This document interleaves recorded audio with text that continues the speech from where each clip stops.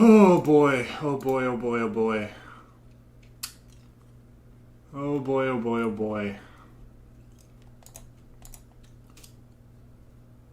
Do I have some things to talk about?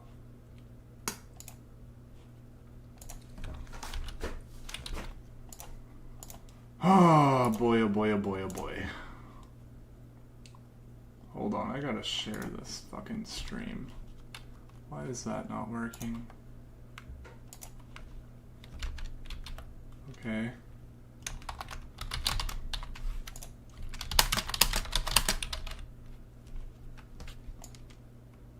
Oh, I see.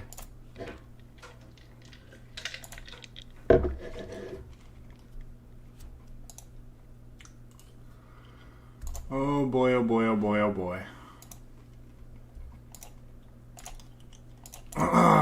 Okay, let's see. Let me just...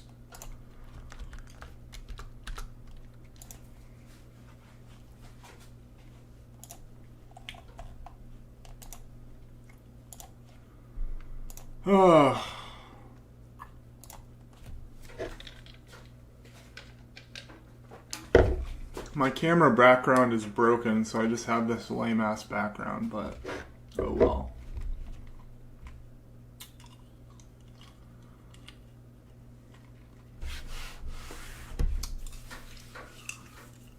Man.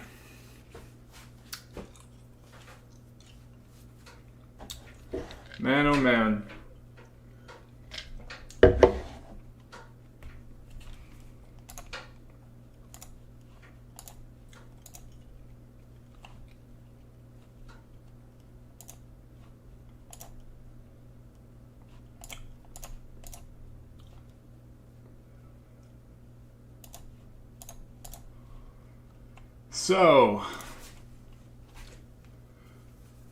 So I have a decent amount to talk about.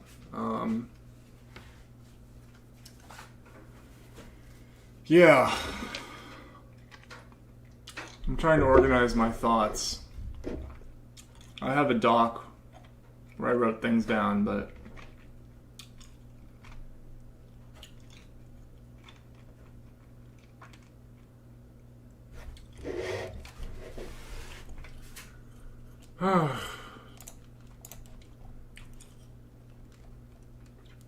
so yeah, Trump has won the election. He's won the popular vote.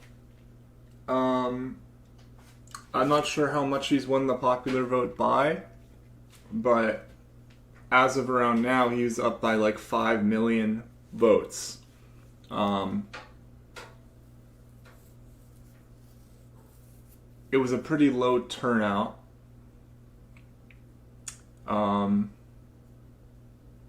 Relatively, but yeah. Kamala lost pretty comfortably. It never looked like Kamala was gonna win. She was pretty much always behind. And overall, I mean, I think most people in here can agree that it was completely deserved. I have not been on Twitter at all. Not because I actively avoided it, I just never thought to even go on. But I bet it has been absolutely just cringe and idiotic and just absolutely god-awful.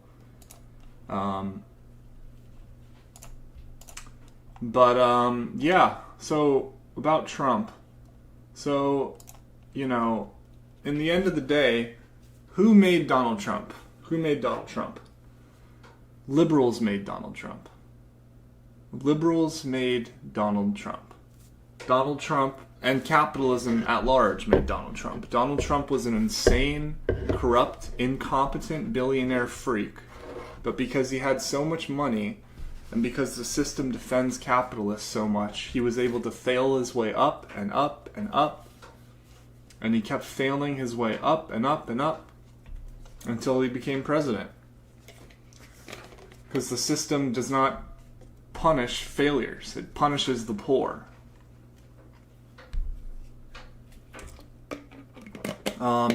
He was the funny guy on The Apprentice, you know? And in 2016, he was the funny, crazy guy. To the media. And same with J.D. Vance. J.D. Vance was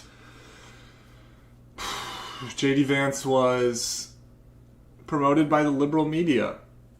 He was a darling of the liberals with his book Hillbilly Elegy.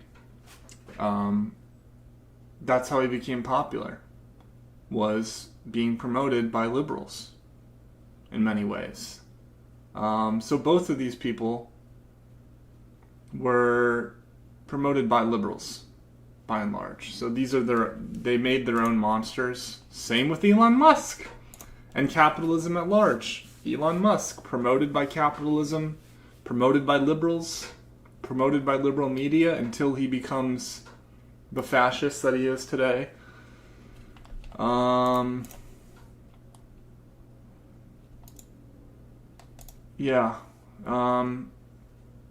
So, you know who the last person to win the popular vote?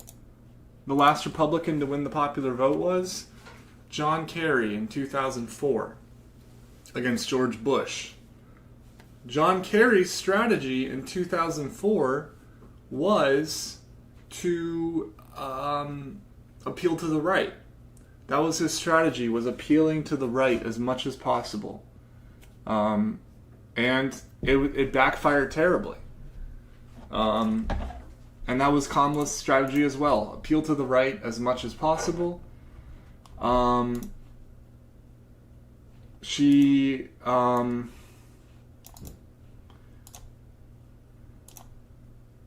Yes, John Kerry's a Democrat. That's what I'm saying. Did I misspeak?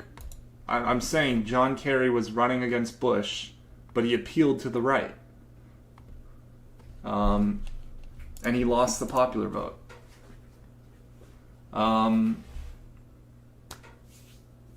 And I haven't seen anyone point this out, but maybe Kamala Harris may have maybe she saw Keir Starmer's success in the UK. Maybe she saw Keir Starmer's success and thought that that would work for her too if she appealed right, just like Keir Starmer did. Because how the fuck was Keir Starmer so successful, anyways? Like how was that loser successful? But anyways, that's my belief, that maybe she saw that and wanted to go down that route.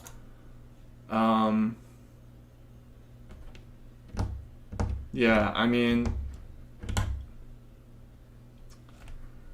yeah, I remember when Kamala first became president, everyone was making memes about her. Kamala's brat and the coconut tree thing. And I felt like I was the only fucking person saying, have you guys ever watched Kamala Harris speak? Like, have you ever watched this person actually speak? And the things they talk about? Like, she's the most uninspiring, uninteresting person in human history. Like, why are these fucking so-called leftists, like, making these funny memes about Kamala? And now they're going to be like, oh, Kamala was a terrible choice, we should have never taken her. But you fucking stupid dumbasses were the ones promoting her at first. And sharing these stupid fucking memes of her.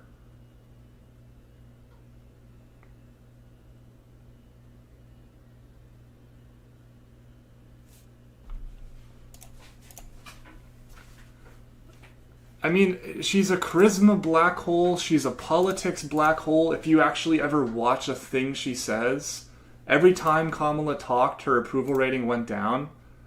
And one thing I cannot get out of my fucking mind either, too, is seeing Hassan yesterday with like 280,000 fucking live viewers. That motherfucker was wrong again. He said Kamala would win. That was his prediction, locked in. This is the same guy who predicted, who like put his life on the fact that Russia would not invade Ukraine. Hassan put like his fucking everything on that. And then he was like, and you know what his fucking reason for Kamala winning was? He thought the vibes were for Kamala. He literally based his analysis of who would win was he felt like the vibes were in Kamala's favor. I'm not fucking joking. That was literally his fucking, like, main reason. You know why I didn't take a stance on who would win? Because the fucking experts didn't know who would win. And I listened to the statistical data and the polls, not the fucking vibes. I listened to the data and the polls, not the vibes. And so it's just like, I don't know. It's just like, it's silliness. It's very silly.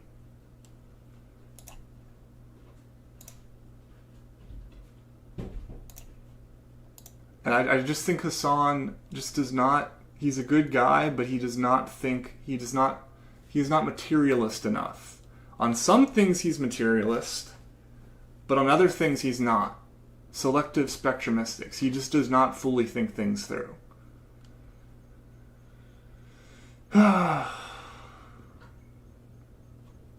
It's like, and when Hassan does that, he just shits on his credibility, you know? Like, I mean, I know he has, like, undying fans who will listen to him no matter what, but it's like, Hassan, you need to, like, back up and, like, for everyone's sake, in terms of your political opinions, like, take a step back and think for a second about the takes you have, and if maybe you're coming to conclusions in the wrong kind of way. Speaking of which, will the Democrats do that? Will they take a step back and think, well, yeah, I think it's possible there will be a leftward shift in the Democrat Party, but I think it's going to be more of an aesthetic leftist shift than it is an actual leftist shift. I think it's going to be more of an aesthetic thing. What I think is the Dems are going to look for another Obama. They're going to look to the last two-term Democratic president, Obama, and they're going to say, okay, how can we get another Obama? Someone who has, like, a sort of populist tilt. Someone who is sort of, like, who is very charismatic, unlike fucking Kamala. Someone who actually has charisma, but who is also just basically a liberal. Someone who isn't actually a leftist. Basically, like, a left liberal at most is Obama. I think Tim Walz is a possibility. I think J.B. Pritzker is a possibility. One of the like the moderate progressives, like Ro Khanna, probably not. AOC is a possibility, but I highly doubt that. Even if she gets popular again, the Dems aren't going to accept her unless she moves a little bit more right.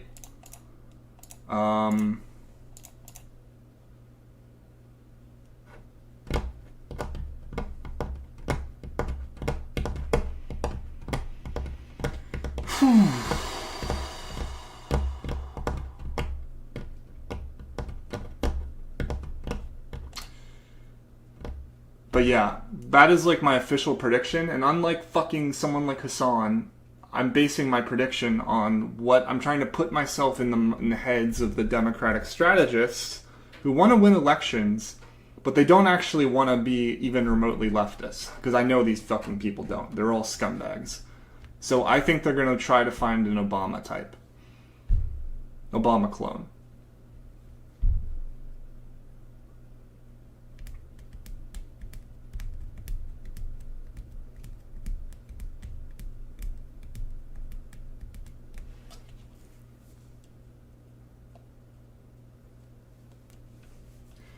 If the Dems just took a fall progressive stance after Biden dropped out, they would have won. How do you know that? You don't know that. Because that's a possibility that didn't happen. Maybe it would have. I think it would have been more likely. I think it probably would have been more, but you don't know that. Who knows? Who knows? But it definitely, the strategy Kamala chose definitely didn't work. She completely ignored Bernie 2016. She completely ignored that there is a latent, strong leftist movement in the US that has risen. She completely ignored that. She completely ignored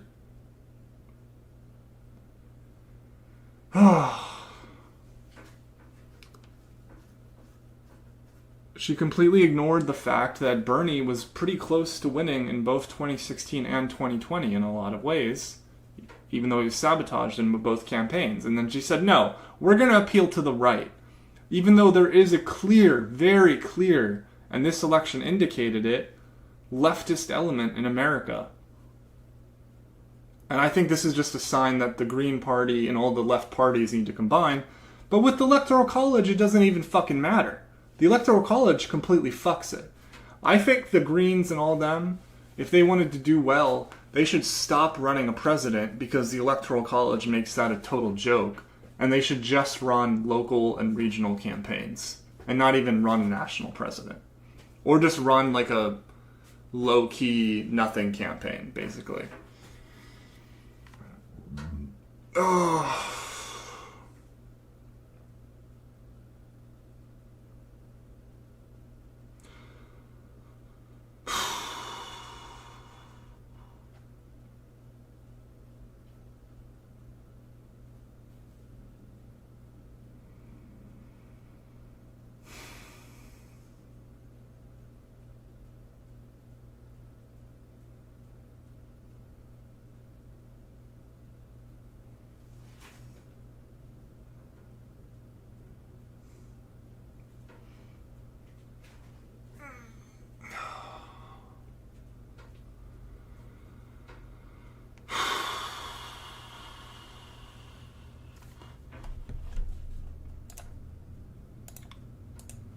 So that leads, all of this leads into the most important question is what's going to happen next, right? I need to put back my old camera because this one keeps having motion blur and it's quite annoying. But yeah, I don't know what you guys are fucking talking about. Okay, about the ACP, but I'll briefly go into that before we talk about Trump.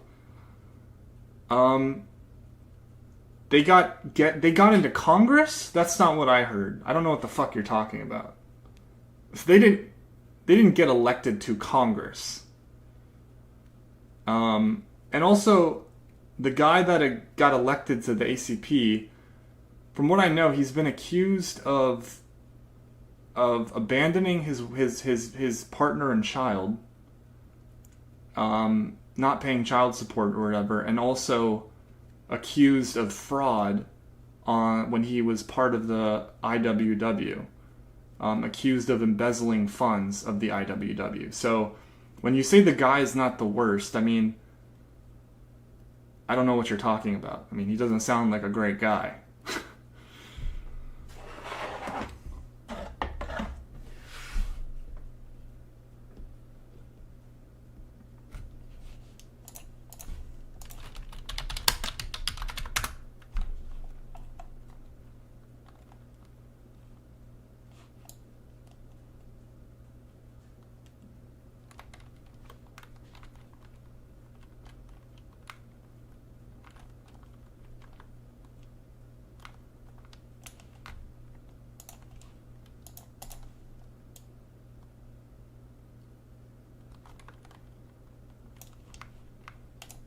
Yeah. It was not anywhere close to Congress. It was some like fucking bailiff nothing position.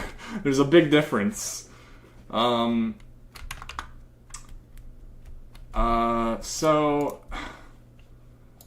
getting back on track. So what is the Trump presidency going to be like? What is going to happen? What is it going to look like? You know, because I'm a rational person and not a fucking moron, I can't just say I know. Because I'm not fucking Nostradamus. I don't have a crystal ball like Hassan does, where I can look into the future and just decide what's going to happen. I don't know.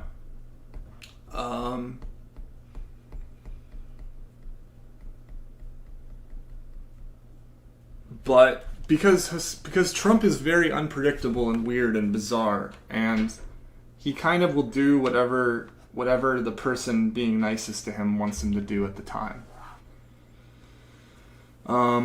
Could he abolish democracy or whatever? Yeah, I'd say there's a possibility. I'd say there's a possibility they could do that. I think it's going to be bad, no matter what. It's going to be pretty bad for the world, but, you know, and then also, I'm sorry, okay? If American democracy ends, who gives a fuck? Fuck American democracy. This democracy is a fucking joke. If Trump establishes a dictatorship or whatever, at least that'll mean that maybe once the dictatorship falls apart, because Trump is way too much of an idiot, maybe a better democracy could come into place. Because the world and the country is fucked with how this democracy works. For people who don't live in America, you do not understand how completely hopeless the American political system is. It is disastrously bad. The Electoral College is a absolute disaster. But Kamala lost the Electoral College. She was so bad that she lost the popular vote to Donald fucking Trump. So it doesn't even matter if it was a popular democracy. It doesn't even matter. The Dems still lose. So, yeah. I don't even know what to say.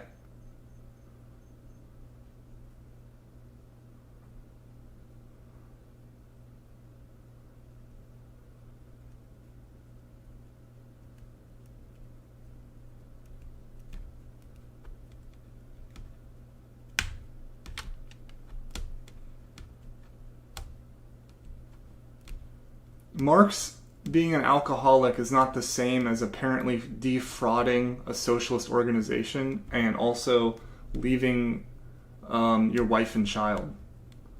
There's a fucking difference.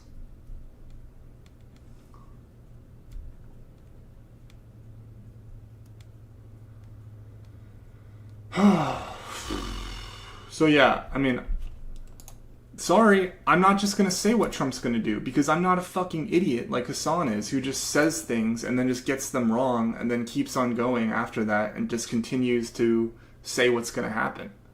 I'm not an idiot like Hassan or far worse, Vosch. Who knows?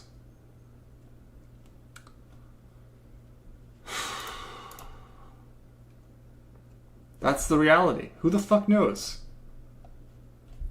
We could get Nazi Germany. We could get Mussolini's Italy. I think we're going to have a Mussolini's Italy sort of situation.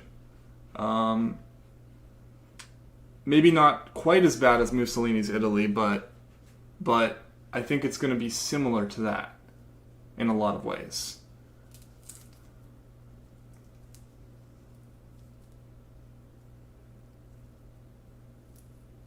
I don't know if Trump is going to try to become dictator for life, but what I do think he's going to do is he's going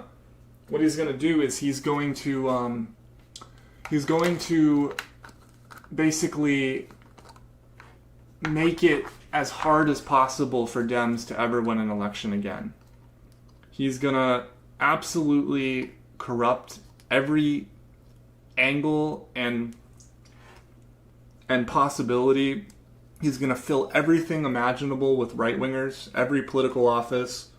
He's going to try to do as much damage as possible to help the Republicans.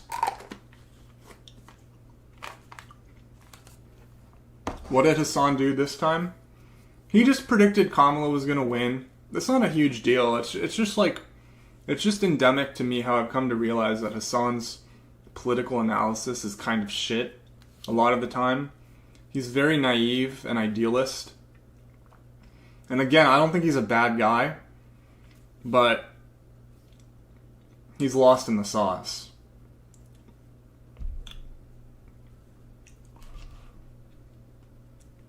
He needs to do less streaming, and he needs to do more thinking and more reading. The dude streams like 60 hours a week. Like, you need to back the fuck off. Also, half his friends are like either centrists or like apolitical, and that's not good for your brain either. Talking to those people.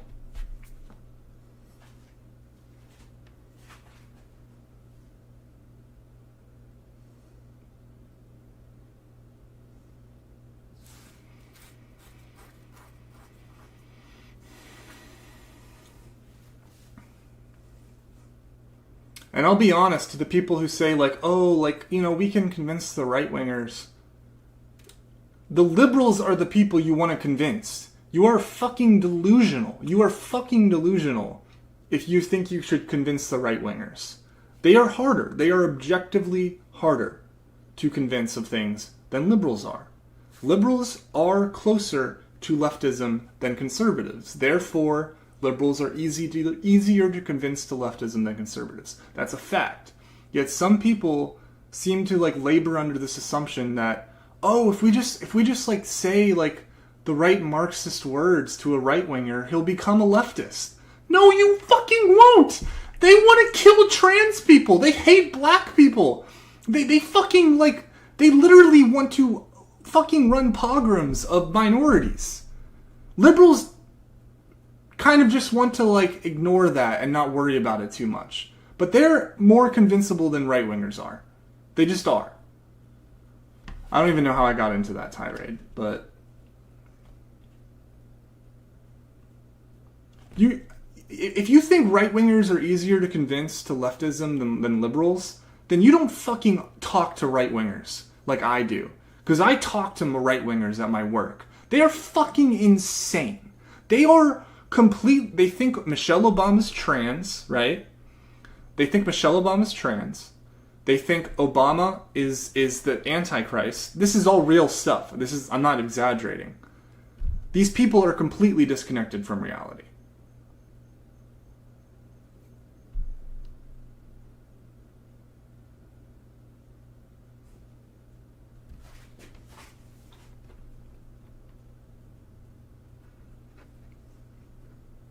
Liberals are only mostly disconnected from reality.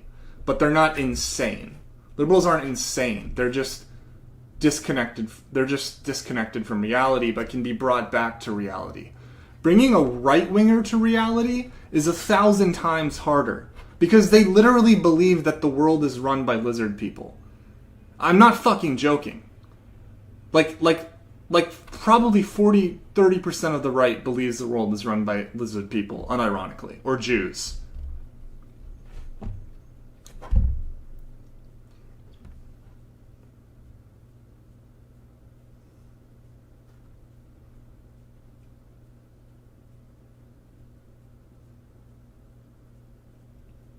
I think Hakeem is an example of someone who thinks like right-wingers and liberals are the exact same thing.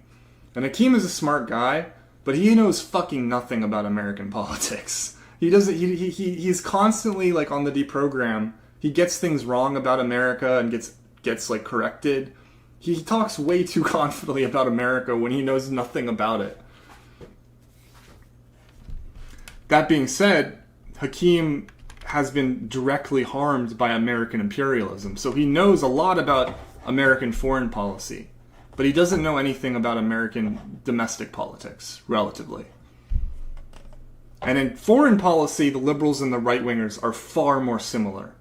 That is where I would pretty much say it's 99% Hitler and 100% Hitler, is when it comes to foreign politics. Maybe not quite, but it's pretty close. It's pretty close.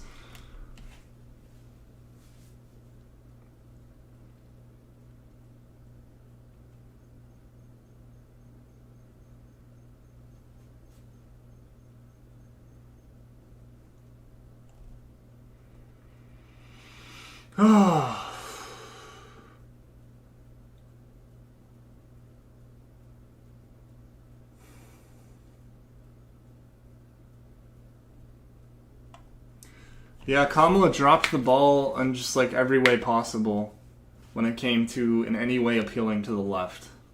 But yeah, like, I don't know.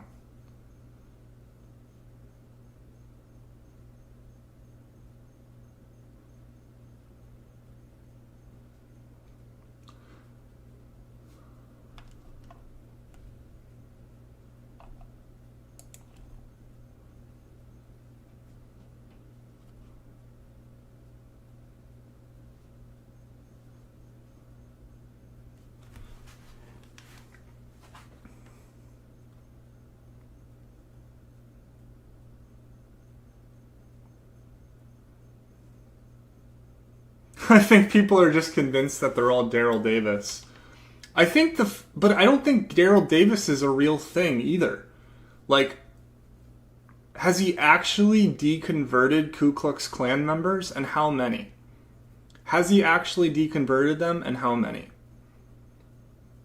Is there any actual confirmed number? Because I heard somewhere that Daryl Davis, all that shit was made up. Or greatly exaggerated.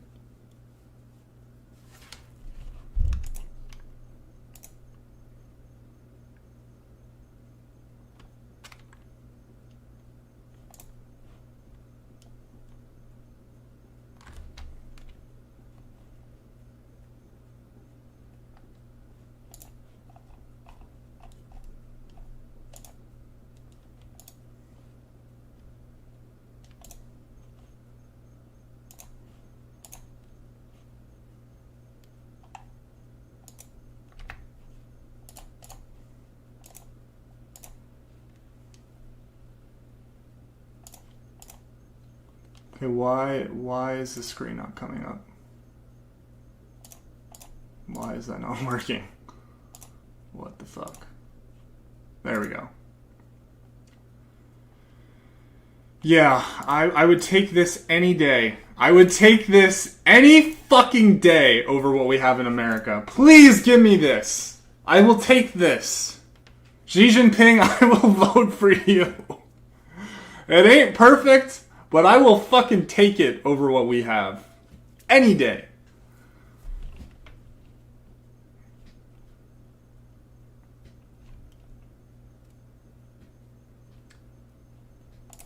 Huh.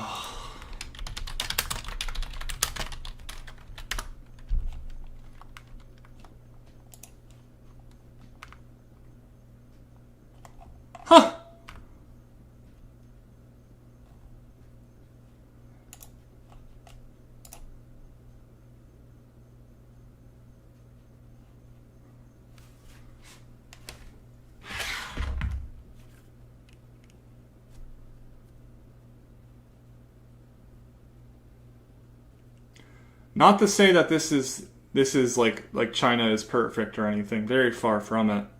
They don't even have universal health care in China. Like, come on. But I'll still fucking take this over America.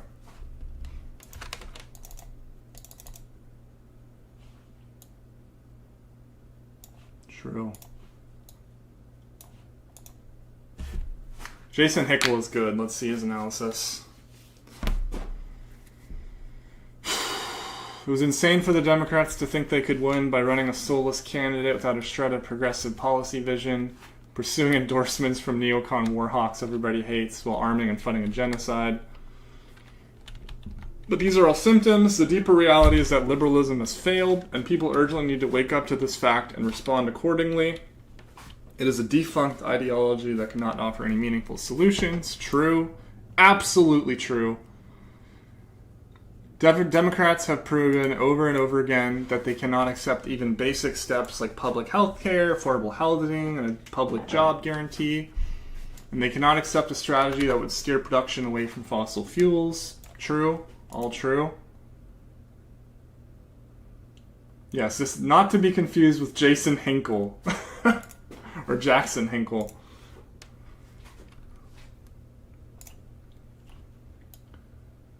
Why? Because these things run against the objectives of capital accumulation, and for liberals, capital is sacrosanct.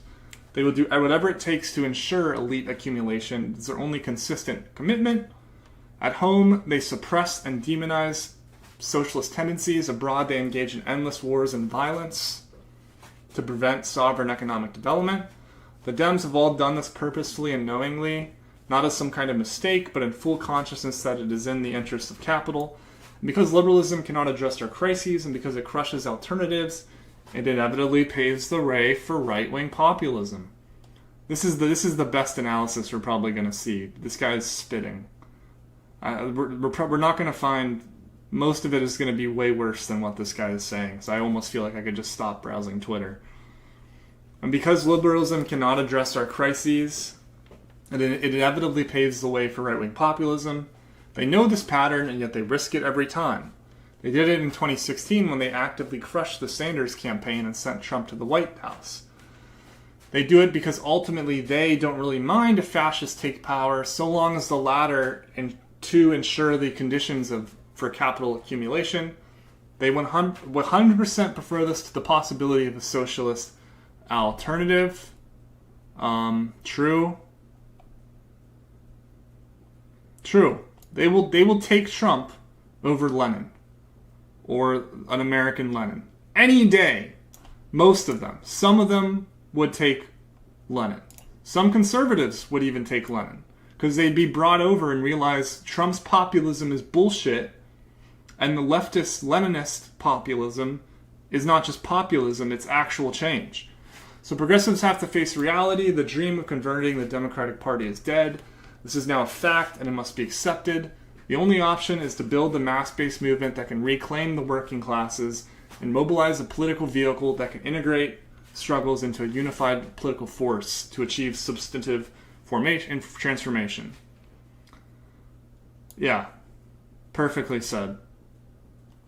Spot on. Hassan, shut the fuck up. Don't say a fucking word, because you don't know what you're talking about lately. Just put this on your stream and read it and end the stream. Otherwise, shut the fuck up, bringing on your centrist friends or your apolitical friends. None of that is needed. This is what people need to read.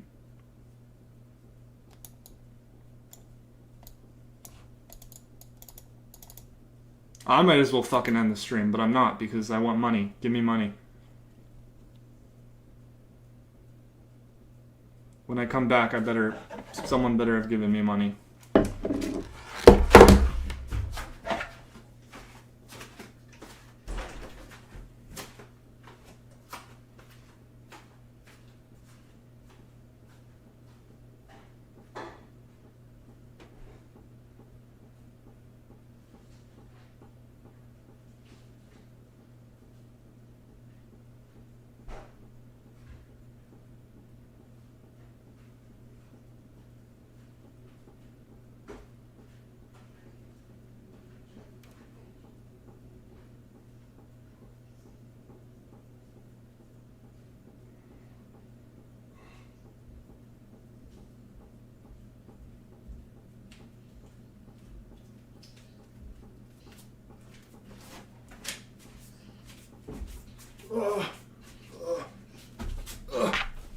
Hey, this is my dog, JD.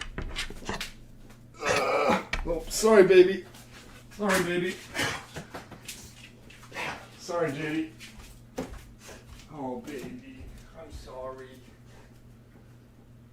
I'm sorry.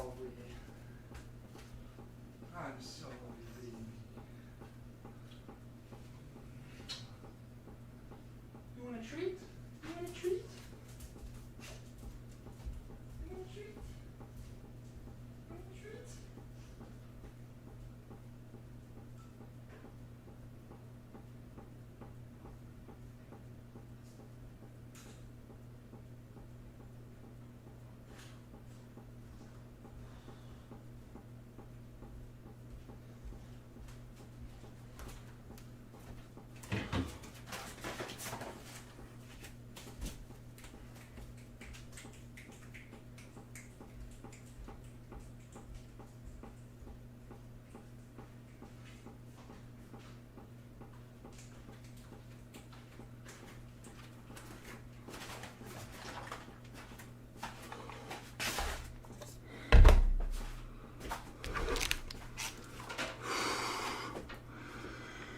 Ooh, that's a 95-pound dog.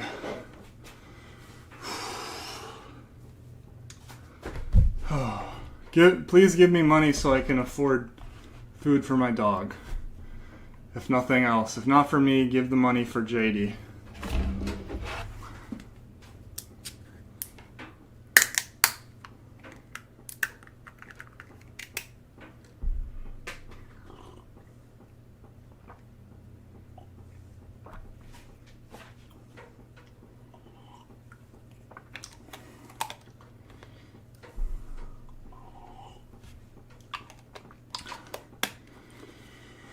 Whew.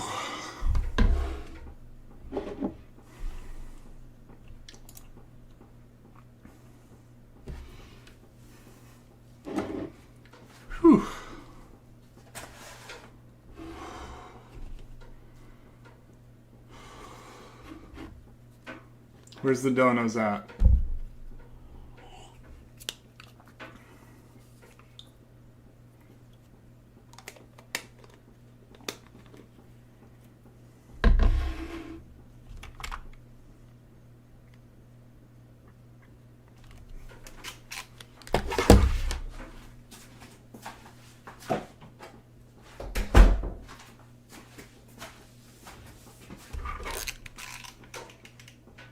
You guys suck. Except you, Yap, Peng Song Day. If you donate me money, then you don't suck. I don't know if I pronounced that right. Anyways, whatever. Putting the far right. I am tired of trying to explain to leftist accelerationists that you are not going to convince the Democrats to be more left-wing by putting the far right nut jobs in office. That you are not going to spite the Democratic Party. Are you going to convince... What the fuck is this dumb moron talking about? So are you going to convince the Dems to become more left by voting them in when they don't do a single thing to appeal to you? What the fuck are you talking about? What is the... So the alternative is to vote for them when they don't appeal to you for your vote at all? Like, what the fuck are you talking about, you fucking shill piece of shit? I used to like this Ole chick, like, the things I watched her say, but that is just the most fucking moronic bullshit I've ever heard. The powers that be by not electing them. That you are not going to show them shit. You're not holding them accountable. You are strapping the country and the most marginalized people in it to the fucking rails.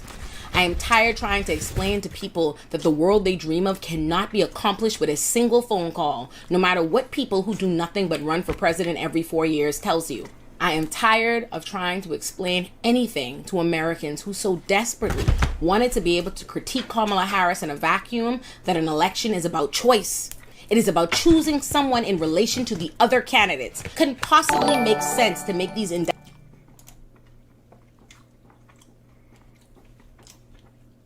Thank you. Don't bankrupt yourself to pay me. But thank you. Not bankrupt, but you know what I mean.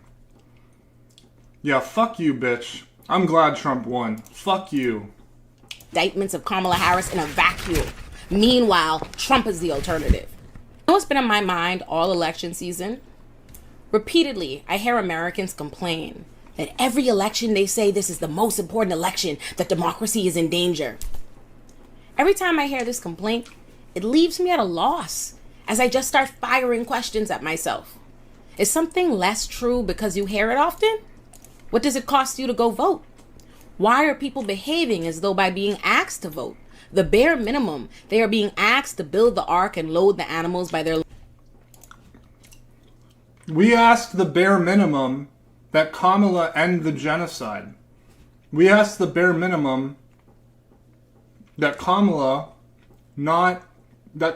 actually try to win our vote.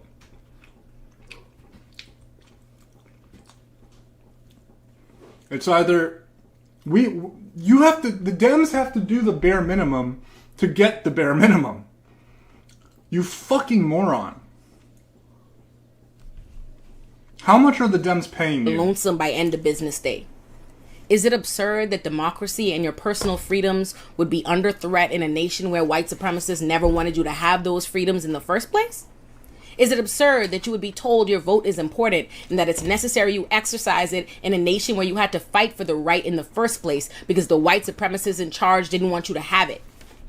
I don't even understand the need for this exacerbation of the concept of being told at election time, the time where power is up for grabs, that it will yet again be important to prevent your enemies from gaining power. Someone promised that because it was important to vote in one election, that it could not or would not be important to vote in the next one? That's just a bunch of garbage.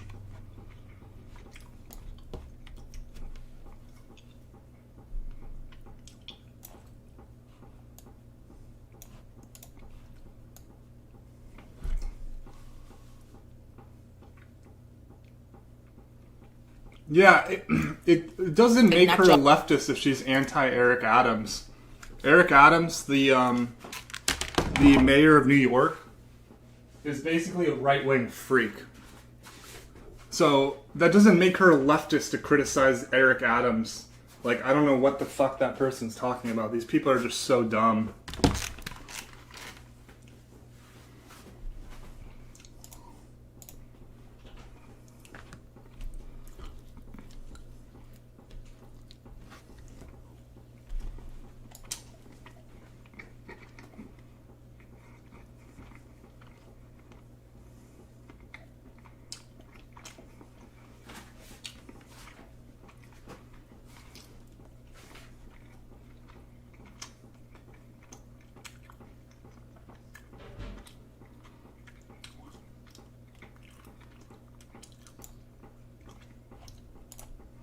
Yeah, these fucking progressives, these non-socialist progressives, they always just end up being like pro-genociders.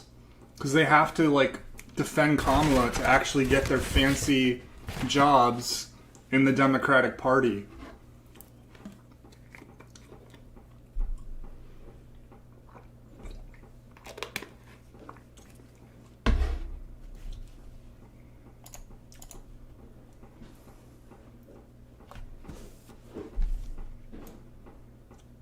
Fucking piece of shit, man.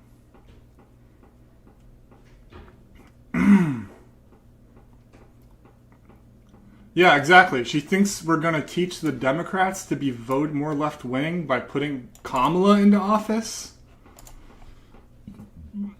I don't know what the fuck. It's just, oh, I used to think that chick was smart. I really did.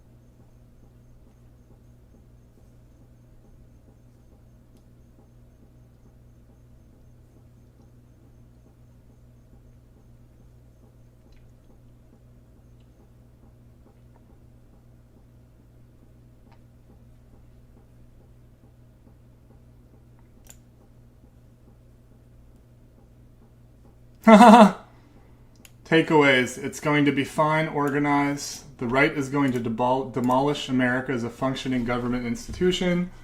The Dem Party leadership needs to be systematically destroyed for the good of the future. And we will all be okay. That's a pretty decent tweet. I mean, I don't know if we'll all be okay. I don't think that's really true. I think that's kind of bullshit. That's just cope. Let's just hope as cope, as One Dime says. We're not all going to be okay, actually. That's not how things are going, actually, as sad as it is to say. MKL, thank you. Do you think the U.S. will invade Mexico? I think if Donald Trump doesn't do it, it's going to happen eventually.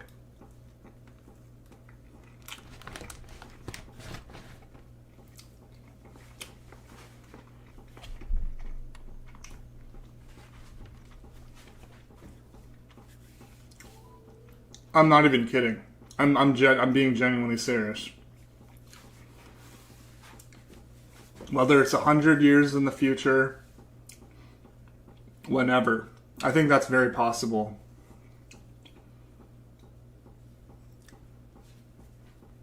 I think they could say it's like, they're sending crime into our country, we need to stop the crime. There's a lot of reasons, but yeah, totally. I think they totally can and quite possibly will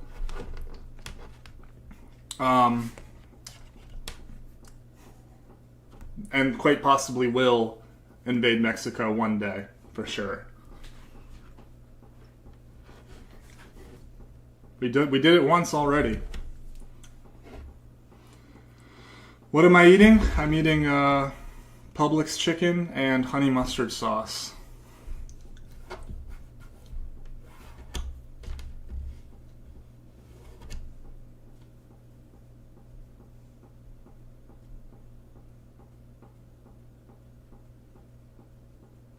I absolutely think the US will invade Mexico.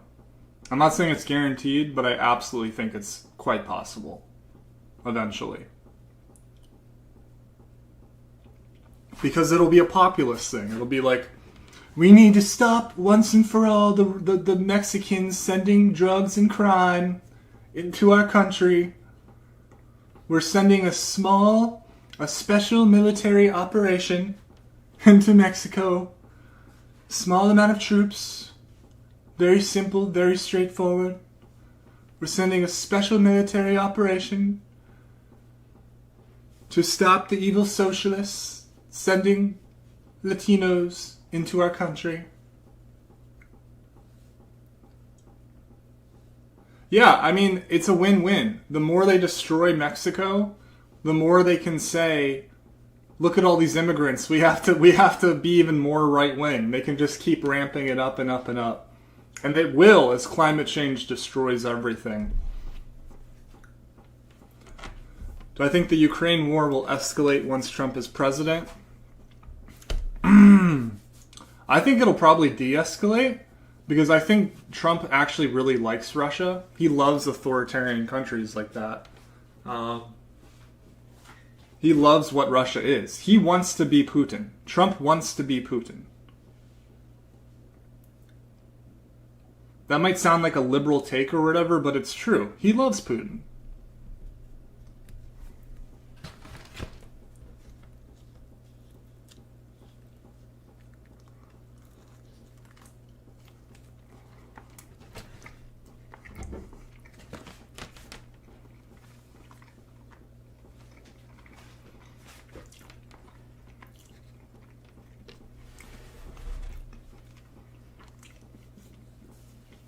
I think what's going to happen is Trump is probably going to bring down the Ukraine war, and I bet he'll ramp up Israel.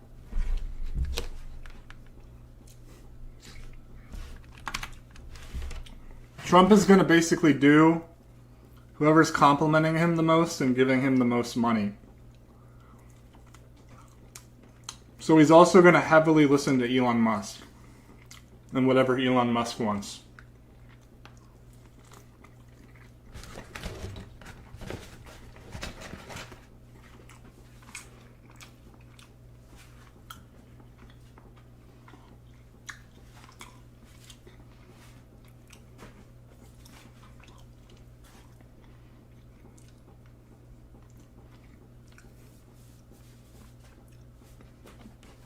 But I think he's probably going to ramp up Israel for sure.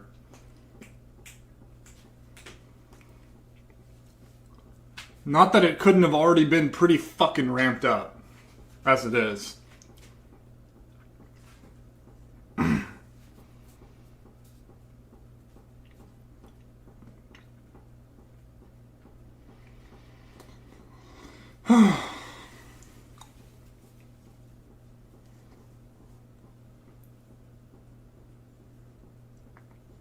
Do you think this will harm U.S. influence in NATO?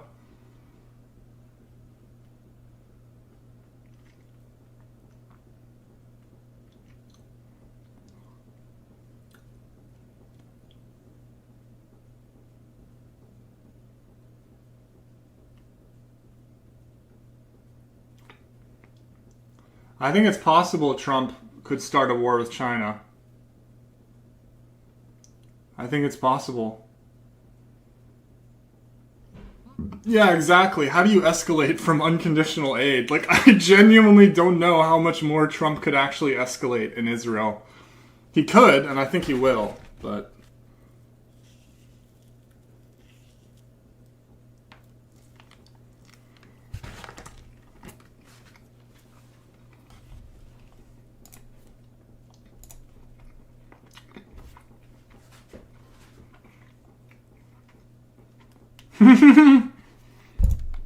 What the fuck?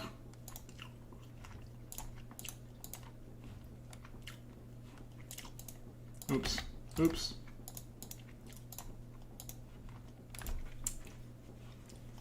I was able to deduce this for the powers of historical materialism. Bro, that's fucking hilarious. That's fucking amazing, dude.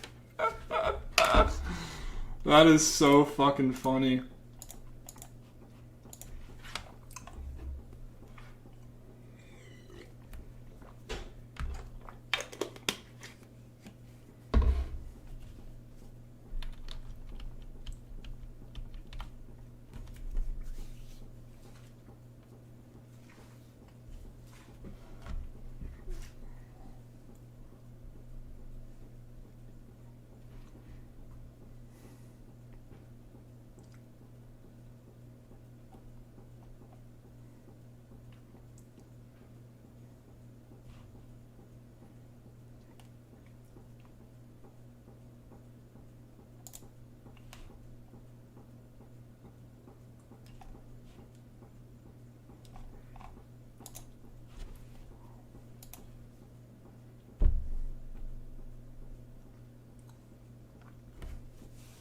Would Trump send U.S. boots on the ground? I mean, I think there's already U.S. boots on the ground in Israel. It could escalate more and more, like in Vietnam. It could gradually escalate until it, you know...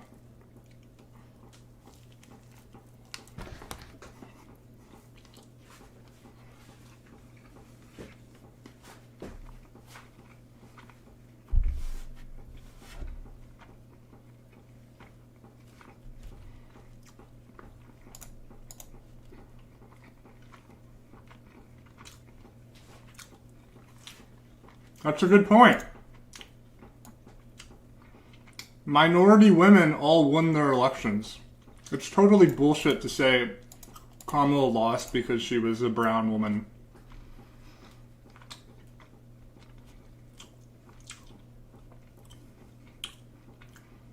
If America goes to war with China, would that worsen or improve the relationship with Russia? Russia needs Chinese support, but they don't want to become a vassal of China. That's a very good question. That's the kind of questions I want people to ask.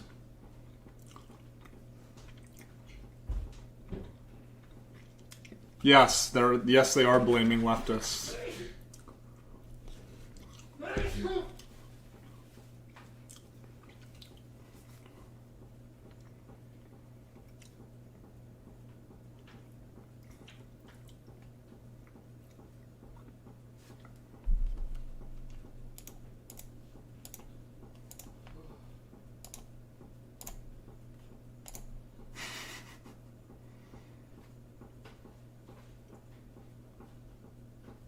Yeah, even though the Jill Stein vote, if you put every vote to Kamala instead, Harris still wouldn't have been close to winning in any of those states. Plus, lots of third-party voters do not vote for the main two candidates if there isn't a third party. So it's totally bullshit. They're just going to blame it on the left. And, yeah.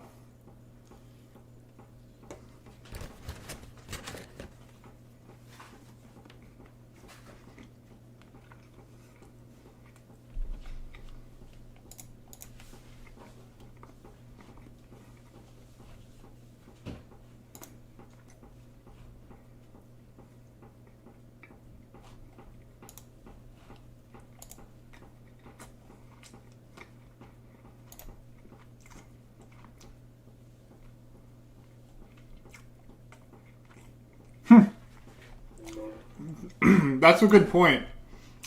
This really is going to become the Chinese century.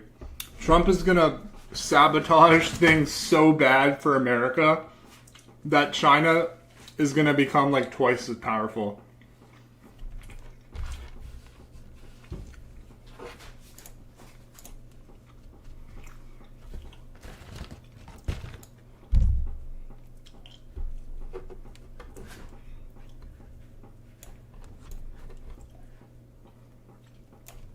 It's time to start learning Chinese.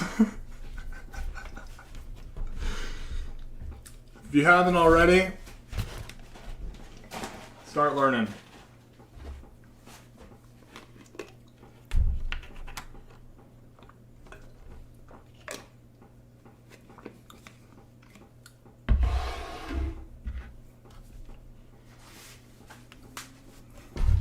China won the Second Cold War by doing absolutely nothing.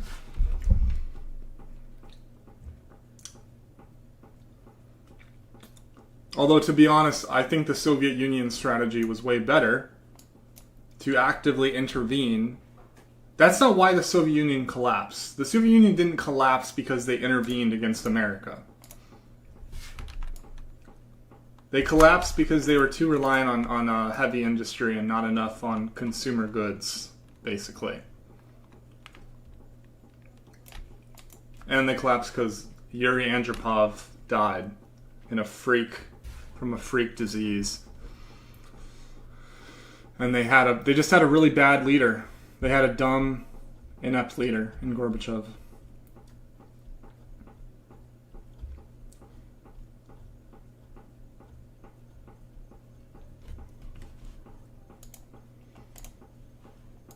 Unlimited tariffs on the first world. American Century of Humiliation arc. This is great.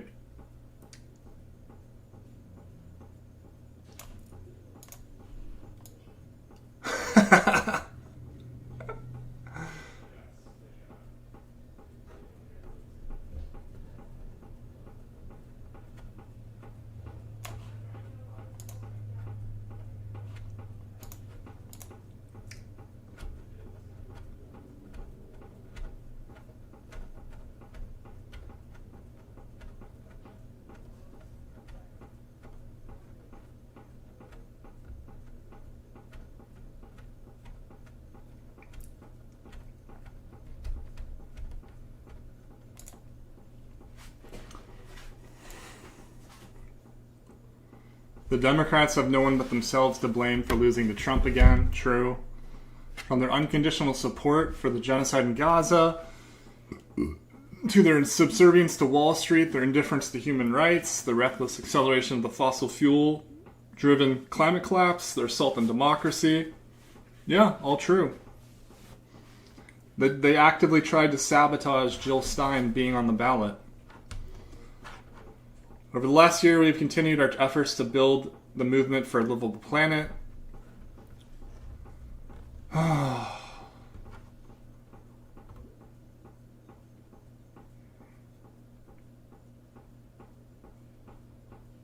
Wow.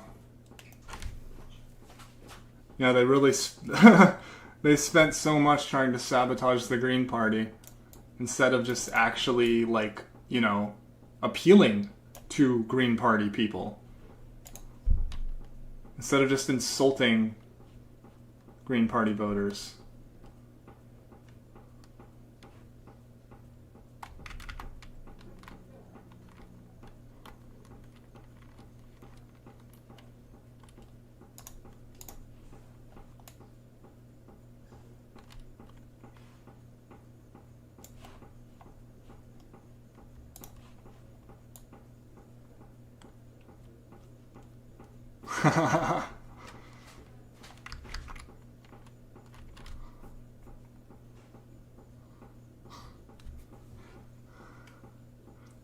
I mean, we have every right to gloat and laugh and make fun of liberals for this because they were so endlessly insulting, demeaning, patronizing to leftists constantly, including the progressives.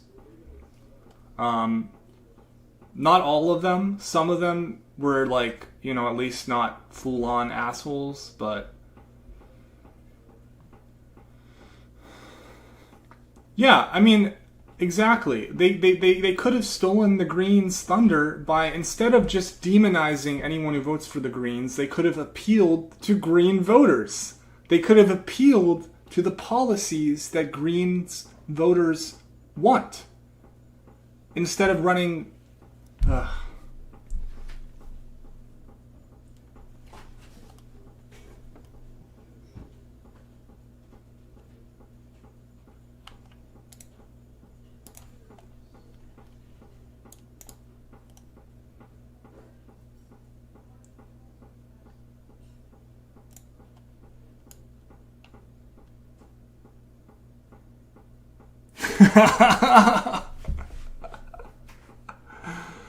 That's hilarious.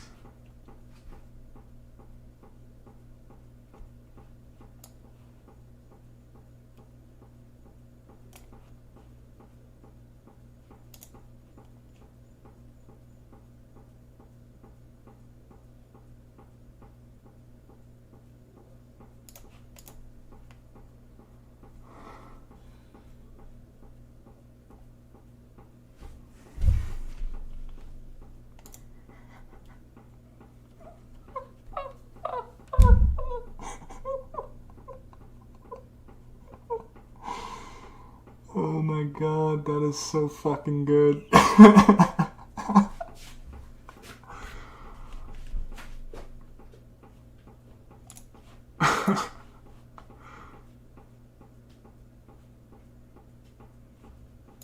Bro, Hassan, you said Kamala Harris would win.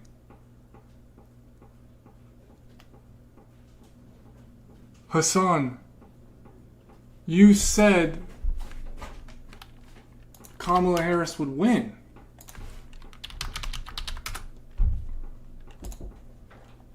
Nope.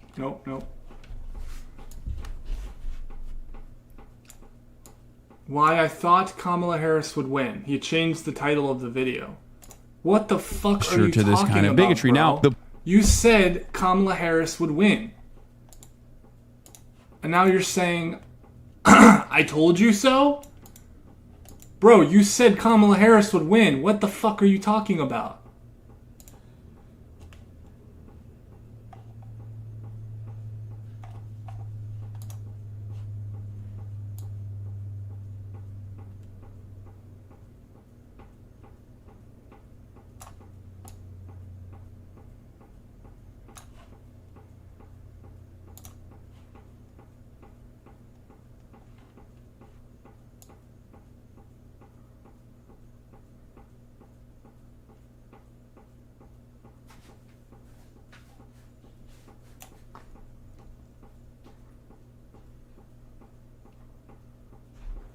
Wait, is that what a high bailiff is? It's like a cop in court? That is what a bailiff is. Holy shit. So the person they got elected, is a court cop?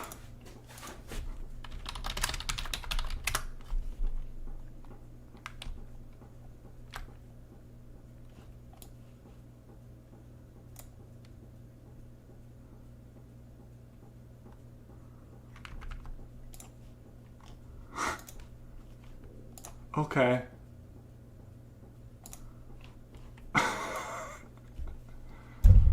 That Israel is able to defend itself, including from Iran and Iran-backed militias such as Hamas and Hezbollah.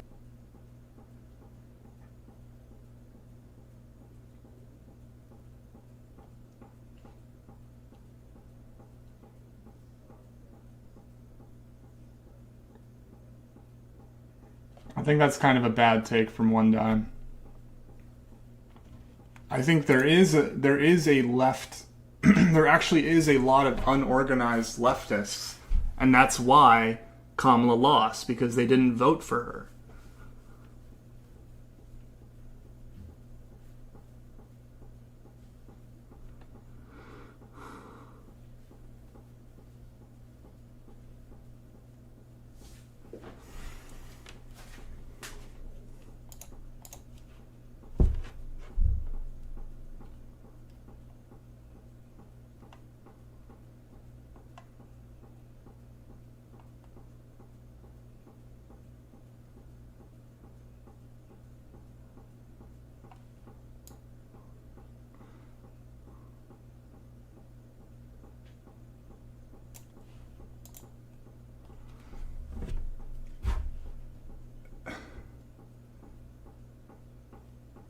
Yeah, it's just unspeakable. But yeah, there was a literal ballot in California to end slavery. There was a ballot in California to end the act of enslaving human beings.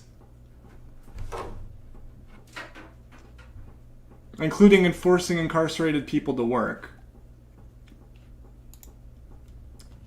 And they voted against it.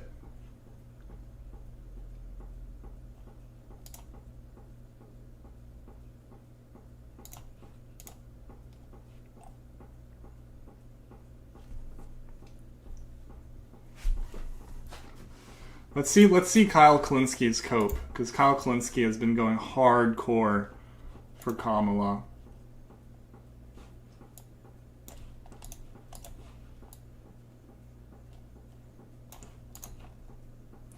We must accept the results of this election.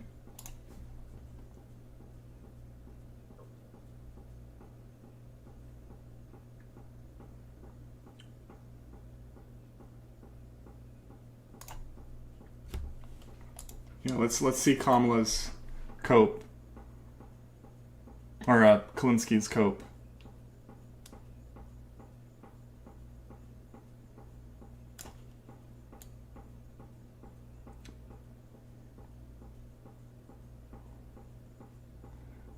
We're gonna have a 7-2 SCOTUS? Are you serious? Are one of the SCOTUSes leaving?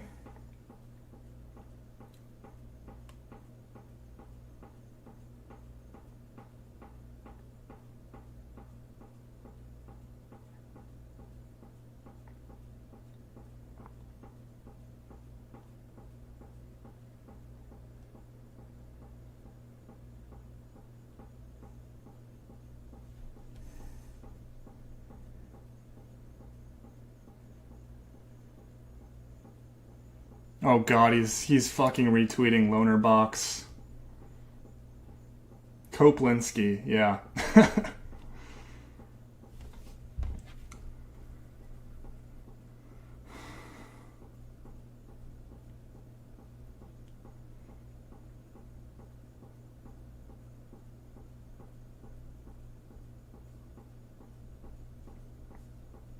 Is Canada really all that better? Like, if I got married to you in Canada and was able to leave to Canada, like, I mean, I guess it's better than the US, like, free healthcare. But is Canada really much better?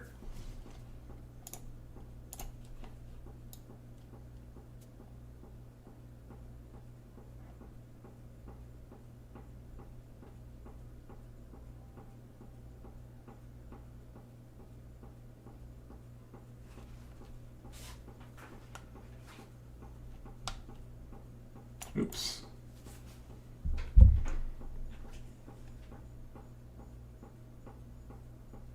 All right, so Kyle Kalinski isn't, at least he isn't attacking the left, which I would expect him not to do, for the most part, because he's less bad than most of the left libs. Thank you, Tamara Chance.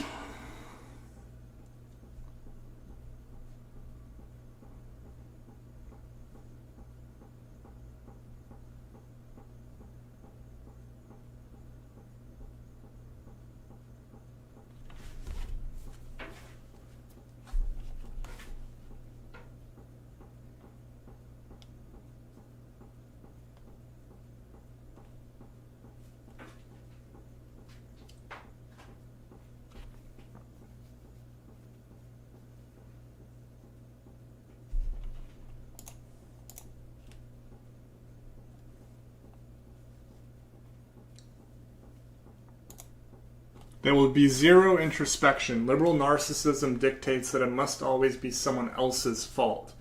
They will scapegoat minorities, blame Russia, blame misogyny, blame irrational voters, anything to avoid looking at their own record of failure. They're congenitally incapable of criticism. It's a good point. That's well said. I haven't seen this lady before, but that's well said.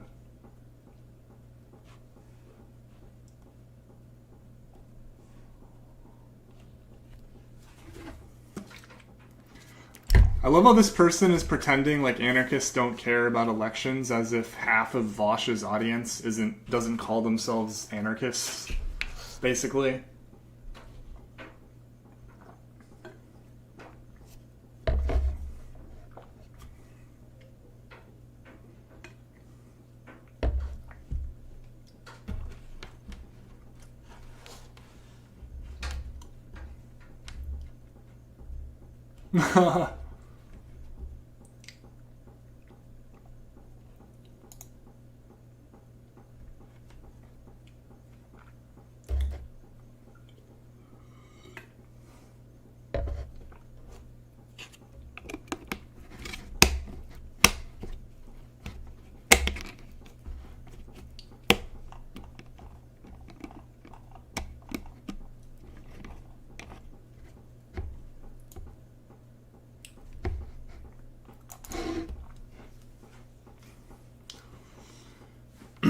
I mean, Vosch has moved away from... He doesn't call himself an anarchist anymore. He calls himself a libertarian socialist. Keyword libertarian, given his opinions about children. But he... what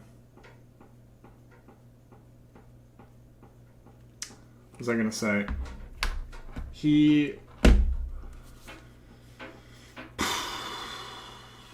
Yeah, so if you ever see anyone who calls himself a libertarian socialist, they are a fucking freak scumbag. Like, every single person I've interacted with or talked to or seen who calls themselves that is a freak. Like, the whole Rojava thing, those are less, like, not terrible, but, and you could call those libertarian socialists, but, like, anyone in the West who calls themselves that, most of the time is just like a Voschite fucking weirdo.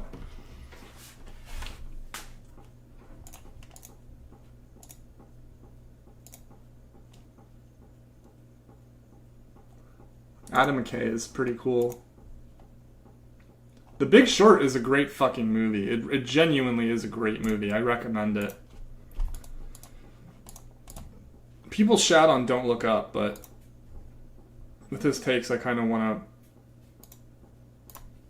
Can we watch Vosch's response to election results? Okay, donate if you want me to watch Vosch election results, or donate if you don't. And whoever donates more, one way or the other, is what I will do.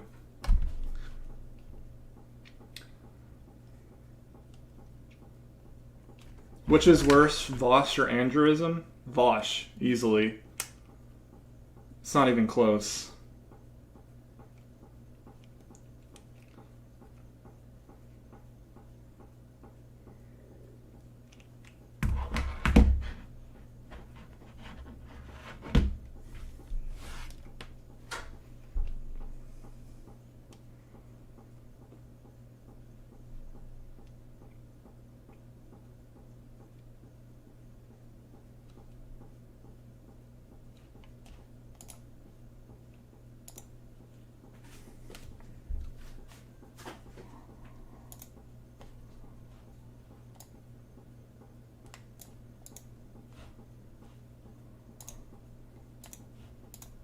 Fuck you, scumbag. I don't care about your rights. What about the world's rights? What about Palestinian rights? Fuck you. I hope your rights get taken away, scumbag.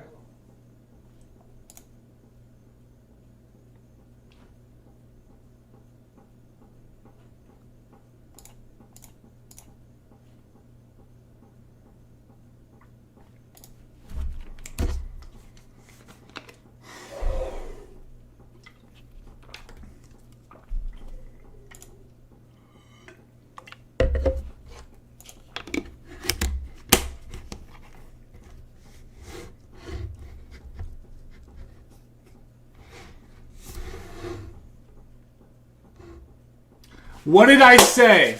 What did I say? Remember when people were gloating about the transgender woman elected to Congress, and I literally said that every new, like, trailblazer is a reactionary. Margaret Thatcher, first woman of the UK, reactionary. Sandra Day O'Connor, first woman in the Supreme Court, reactionary.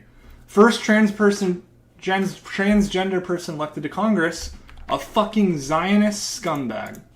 It's liberal identity politics. All the way through.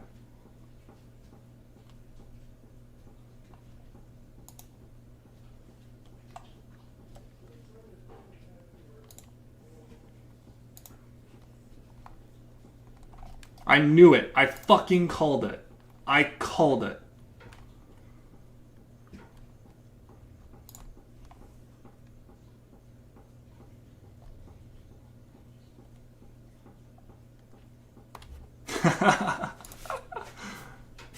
That's a good hat.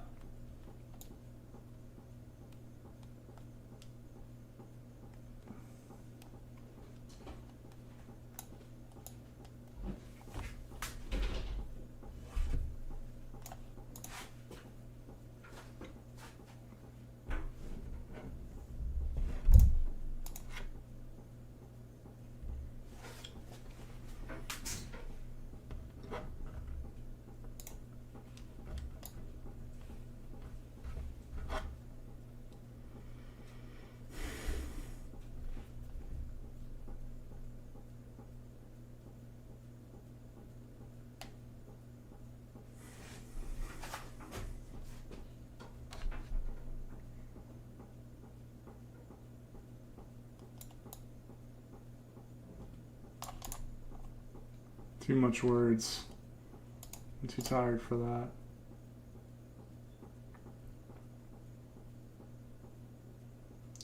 Cam, will you go on the deprogram? I'm waiting, baby. They just gotta call me.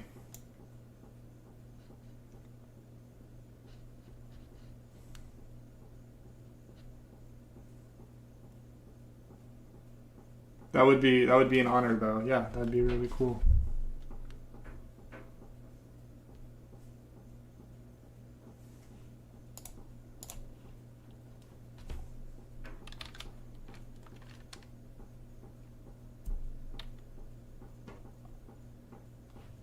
Secretary Clinton is coming to the room. Hold on, I'm going to give my mic to Secretary Clinton.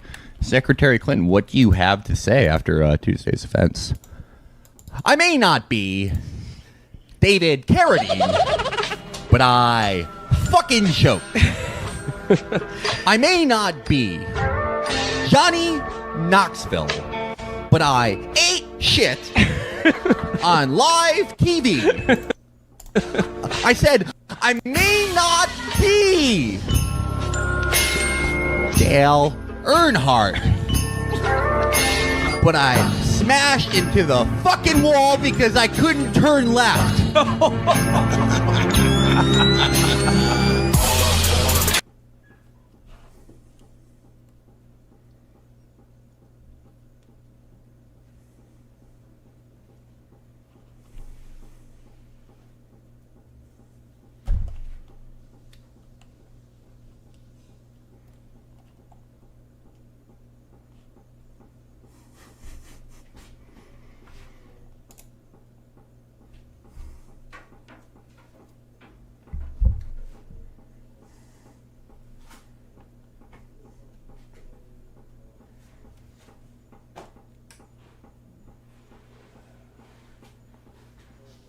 Trump giving his mic a hawk Tua right before the election is why he won.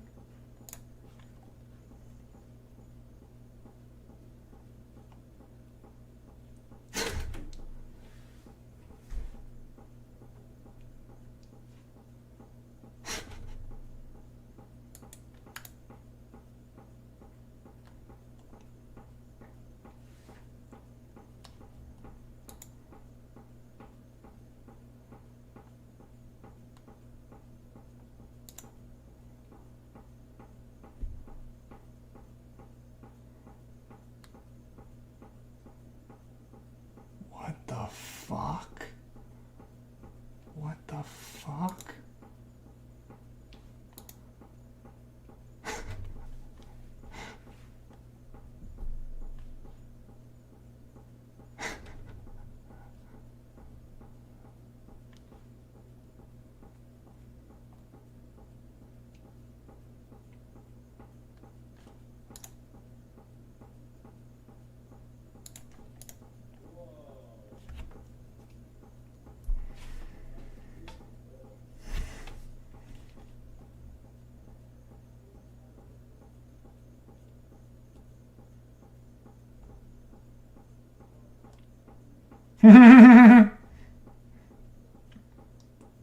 That's fucking good. That's fucking good.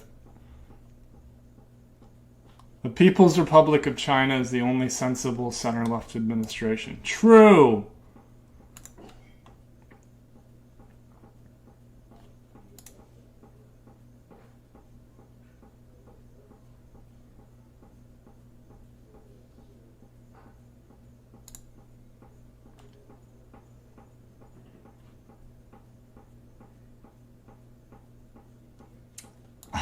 That's great.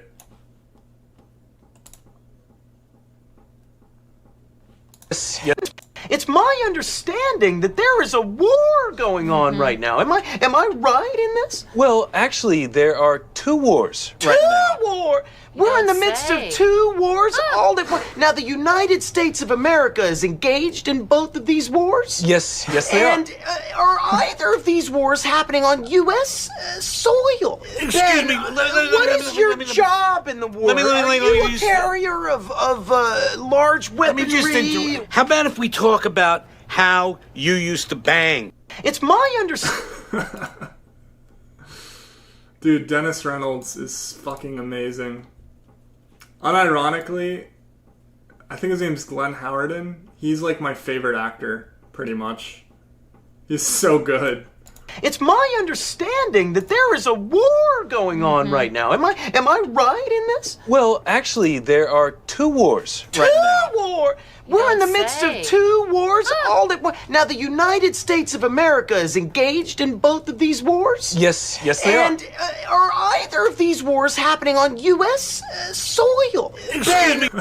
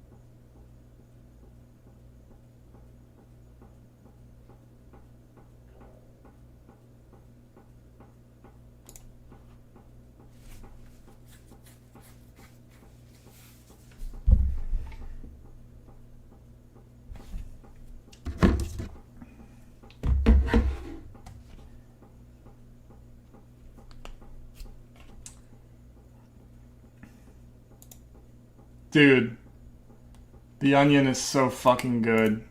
The Onion is just the absolute... They're still fucking killing it, dude. They were killing it 15 years ago, and they're still fucking killing it now. I was gonna make a compilation of the best Onion politics videos, but they just have so many. It would be... Maybe I will just make like a 4-hour long compilation of the... Because they just have so many bangers.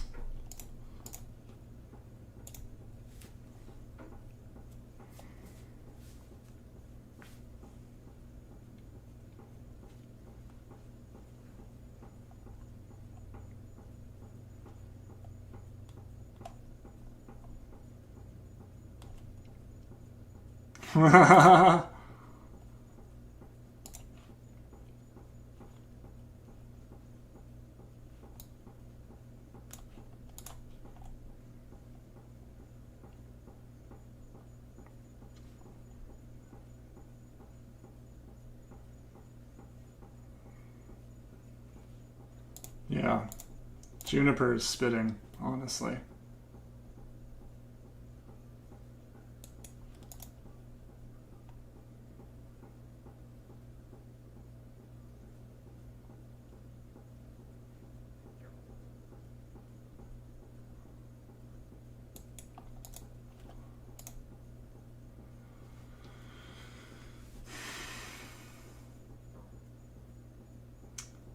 They posted it before the election, so they just straight up predicted it.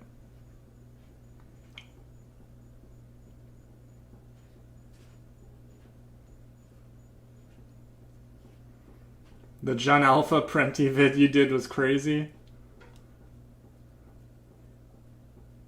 I mean, whatever it takes to get people to listen to Michael Parenti, it makes me happy.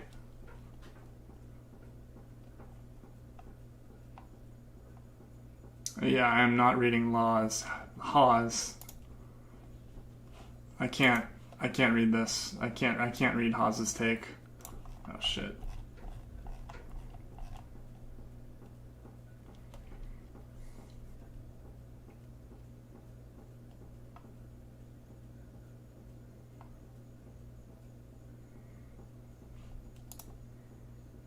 Oh, well, at least Bernie Sanders is not like...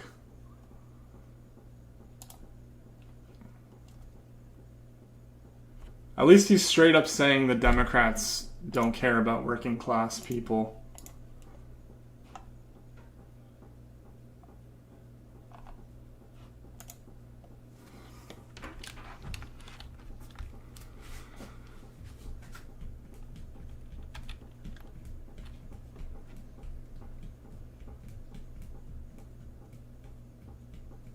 Will the big money interests and well-paid consultants who control the Democratic Party learn any real lessons from this campaign?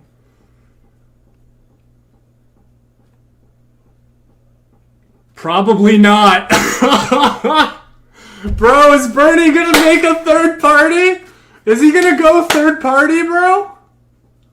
I think Bernie... Look what he says. In the coming weeks and months, those concerned need to have some very serious political discussion. He should have done it a long time ago. He should have done it 8 years ago. But if he makes a third party, or joins a third party, that would be good. Objectively. I think Bernie has finally realized that just simping the Democrats is not going to work. Just being a simp for the Democrats and Kamala isn't going to work.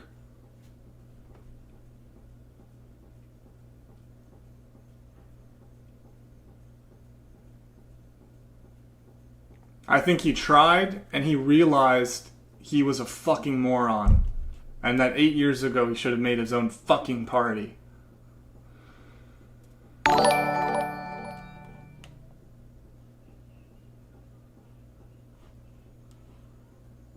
Thank you, Sleep Bomber. That's fucking crazy. He dropped the bomb, dude. He isn't fucking around. He dropped the bomb. I think in the background shit's going crazy. That wasn't just some canned response. That was like, he almost just basically said fuck the Democratic Party. I'm surprised by that. That's quite interesting.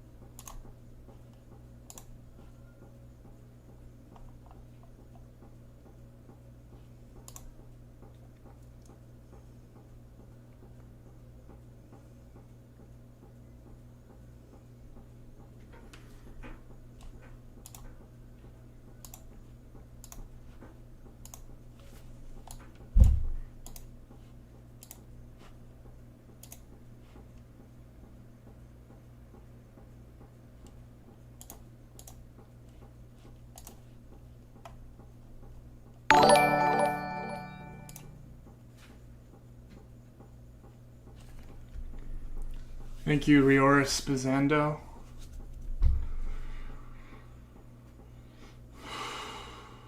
Would Bernie and a third party ever have a chance of winning? I think it would be insane if he did, but I think there's an outside chance. And I think if he gets 5%, then the Green Party gets $10 million in funds for the next time.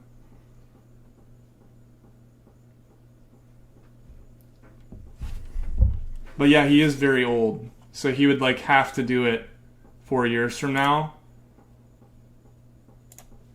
That's crazy though.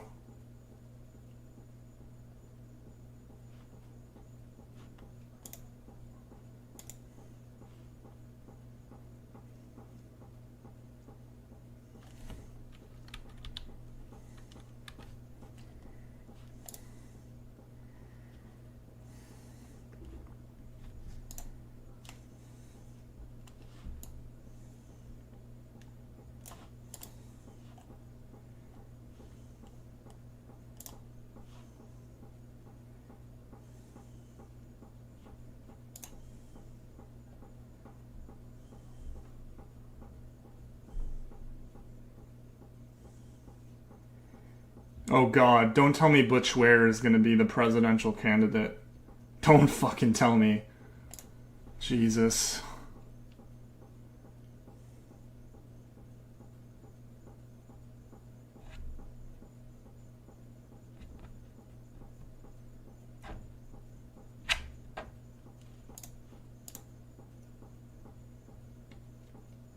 Yeah, they only care about themselves. People like Billie Eilish, they don't give a shit about anyone but their own identity group.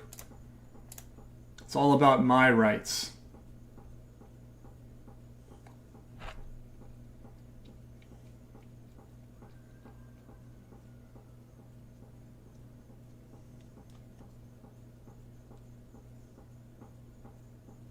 That's a funny summary, Sleep Bomber.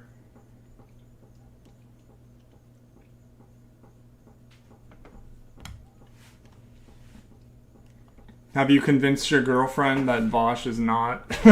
Is your girlfriend still a Voschite?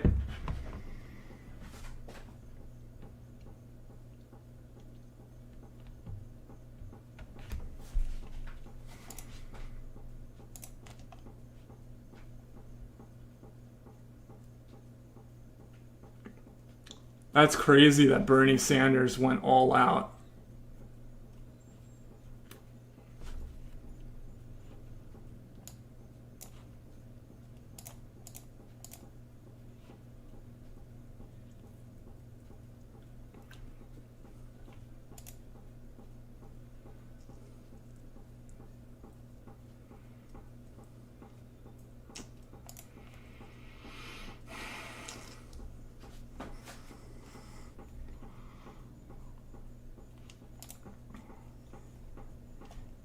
PFLP right as usual. I'll be back.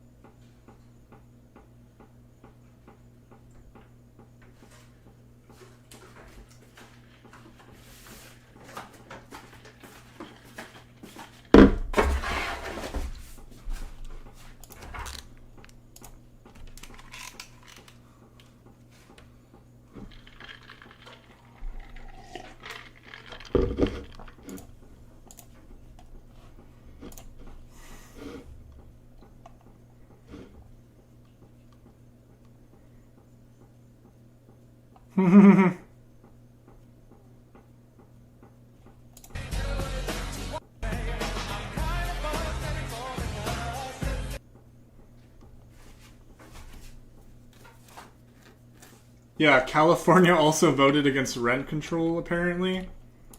Which is just fucking insane.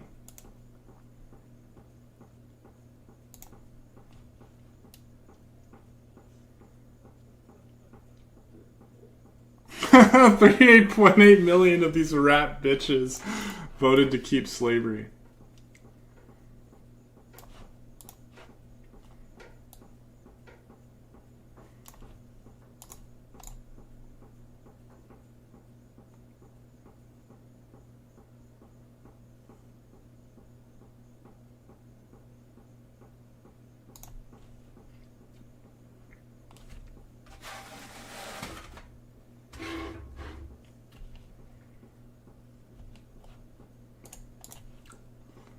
I can't believe Hassan is pretending like he didn't, like, fucking literally predict Kamala would win.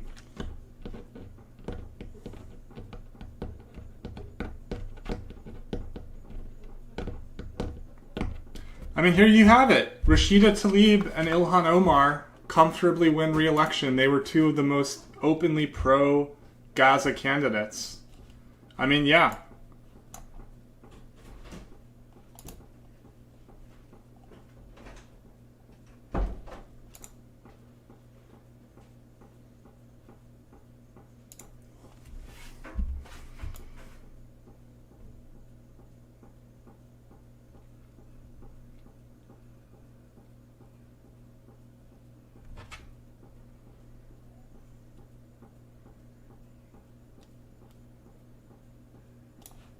Other than you, there are no examples of relatable masculinity on the left for young people under 30. Yes, I am going to continue doing what I'm doing, and I'm going to continue getting fucking mercilessly shitted on by those fucking psychopathic demons on the right that are capturing the attention of young men in general. It doesn't matter, though. This is not like simply a cultural war that you can win with. This is not a cultural war that you can fucking win just by doing podcasts. That's not, you can't do that. You have to still have a solid defense mechanism at the top that aligns with the interests of people like myself. Okay? If the Democratic Party still is running around being like, everything is fine, actually. I mean, oh my God, just vote for us. The institutions, we got to defend the institutions. While everyone is like, I don't give a fuck about the institutions, man. The price of bread is too high. The price of eggs is too fucking high. Fuck you. I don't give a shit about your stupid fucking civility. I want to blow it up is their mentality. You can't.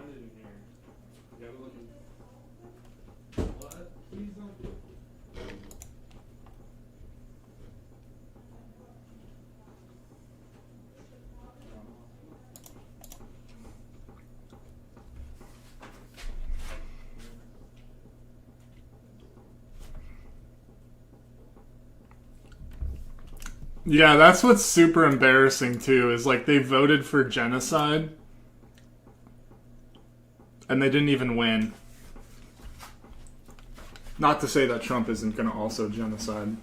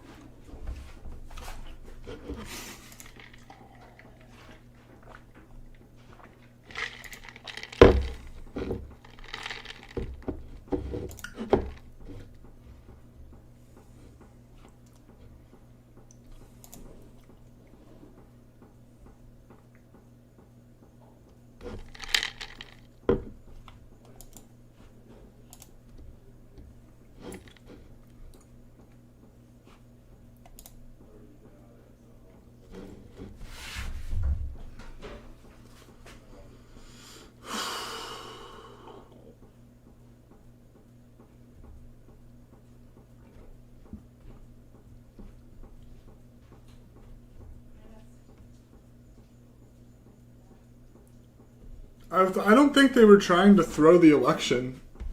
I think they wanted to win the election, but they wanted to win the election with the worst strategy possible that in large part reflected their actual beliefs and what was best for their financial interests.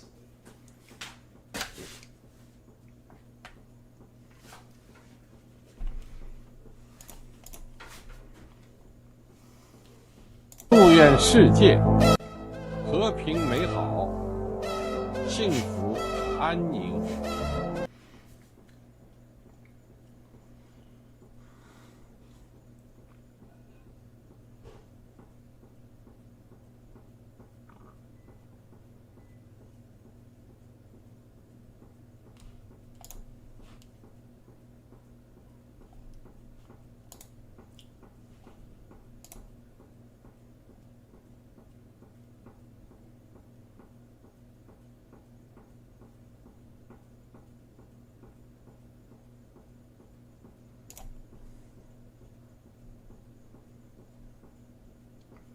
Shut up, Robert Evans. Oh, Robert Evans and Alana McLaughlin, one after the other. Pro-imperialist anarchists.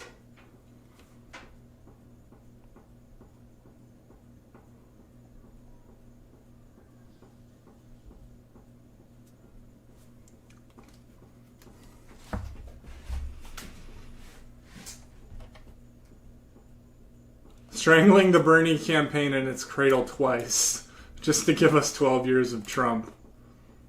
Yeah. Not really. I mean, I wouldn't say that.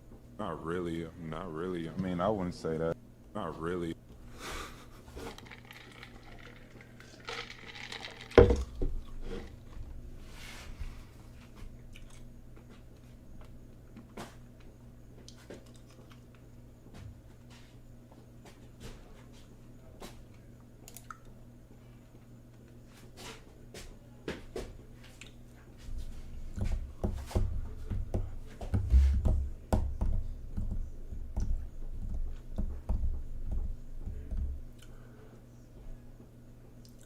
Vosch said that if Trump wins the 2024 election, a Chinese hegemony over the world would be far more moral than the American hegemony. I mean, yeah, he's done a leftward shift. After he revealed his CP on the timeline on Twitch or on live, he did this like leftist shift in a lot of ways. But it's all fake. Everything he does is fake. I guess he sees that as the way to make the most money. But yeah, it's not only the case if Trump is in power, China would also be more moral if Kamala is in power easily. So he's still being a fucking idiot, even when he's pretending to be a leftist.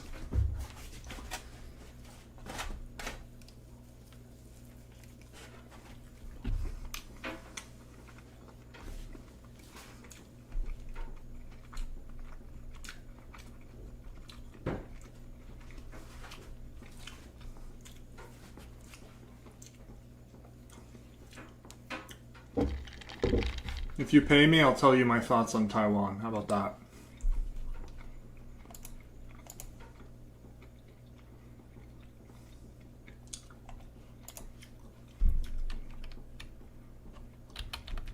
Holy shit.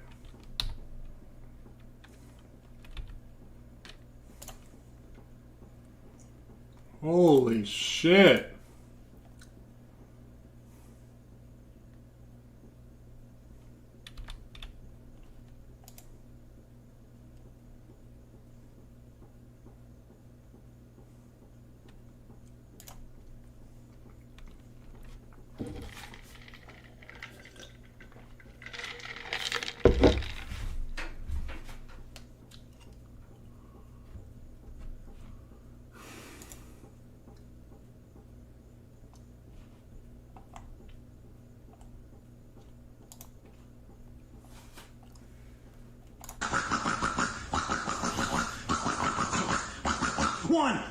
Glizzies entering Glizzy Overdrive.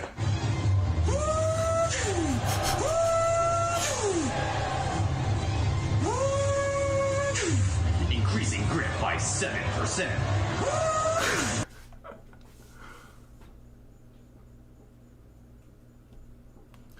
Kyle Klinsky was wrong too. These fucking people who are like professional fucking analysts, like who make tons of money, they get this shit wrong. It's crazy to me.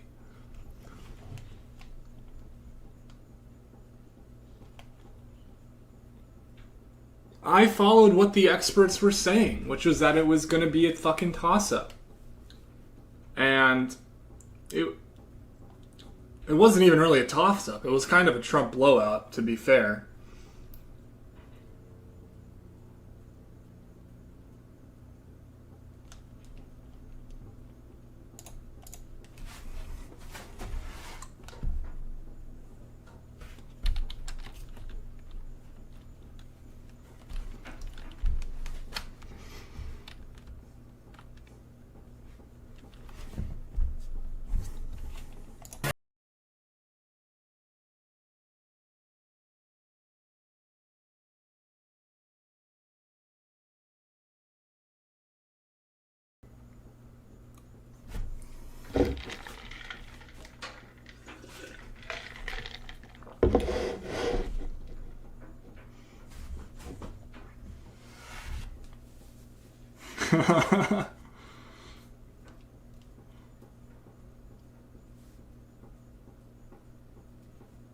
That's crazy.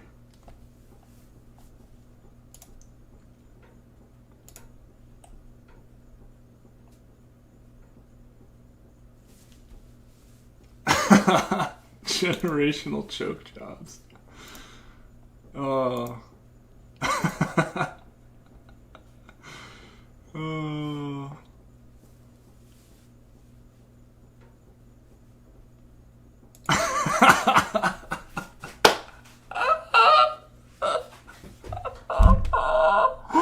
Bro, Hitler Eagle is fucking crazy, dude. Hitler Eagle, man. That's fucking wild, dude. That's fucking crazy.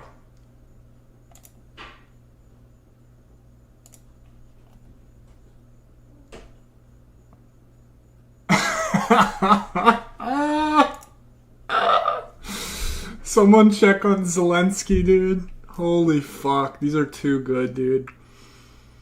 I don't know. I feel like Twitter has never been this funny. This is incredible.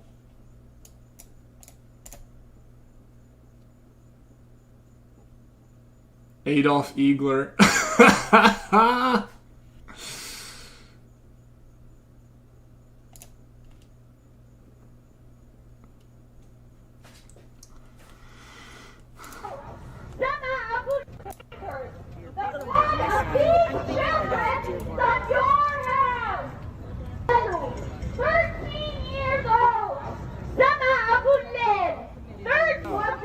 Say it again. Say it again.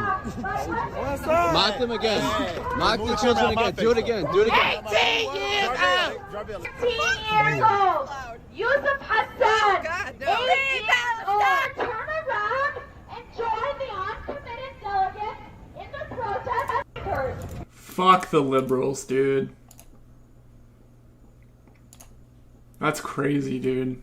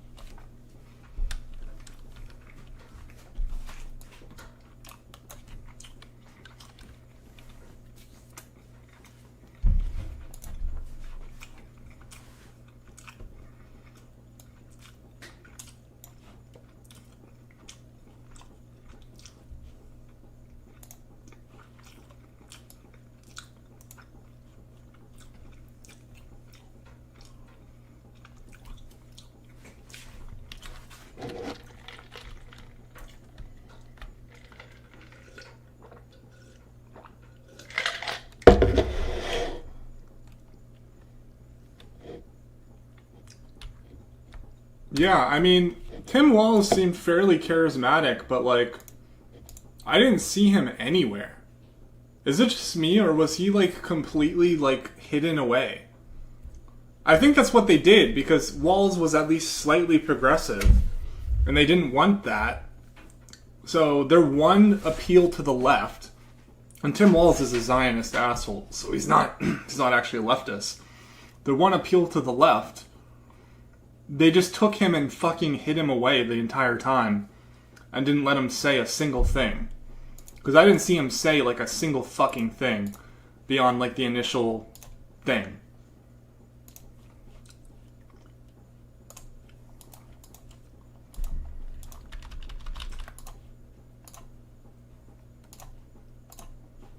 The initial, like, acceptance speech for Tim Walz. Here's my Twitter, by the way.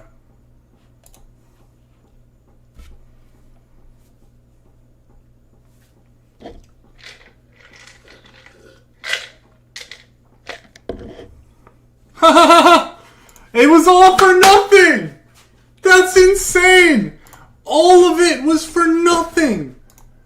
It was... My mind is blown. That is crazy. That is fucking crazy, dude. All of that pandering to the right for her to get less Republicans.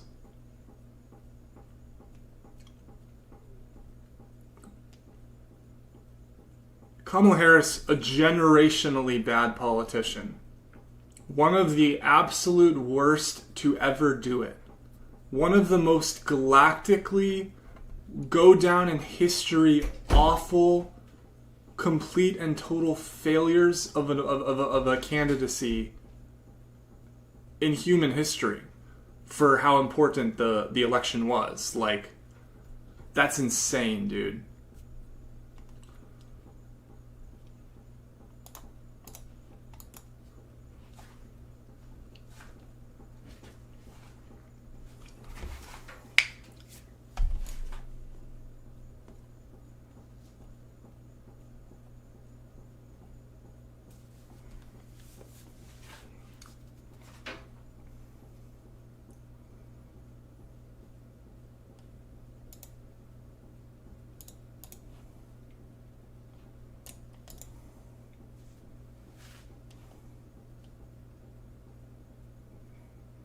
Bro, that's a crazy poll. Holy shit.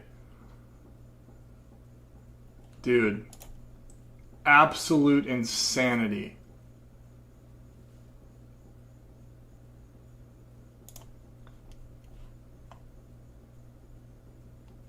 I mean, remember that Kamala Harris, she was, when she ran in the primaries, she got fucking trounced. She was like the first person to drop out. I mean, it's just shocking. It's absolutely shocking.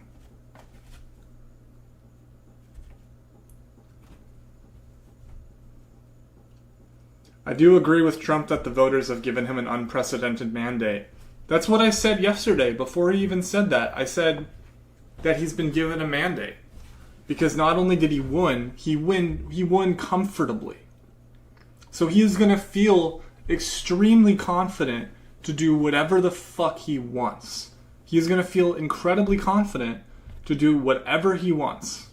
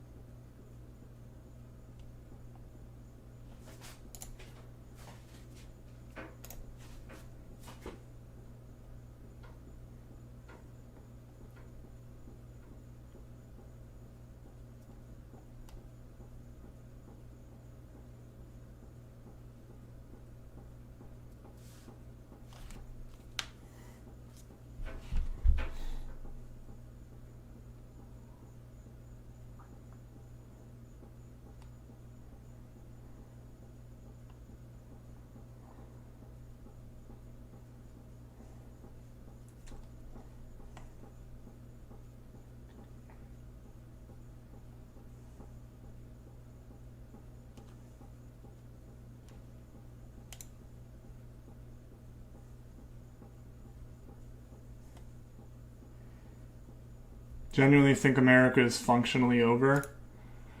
I mean, in some ways, for sure, at least. I definitely think in some ways, I think that's fair. Dangerous and will.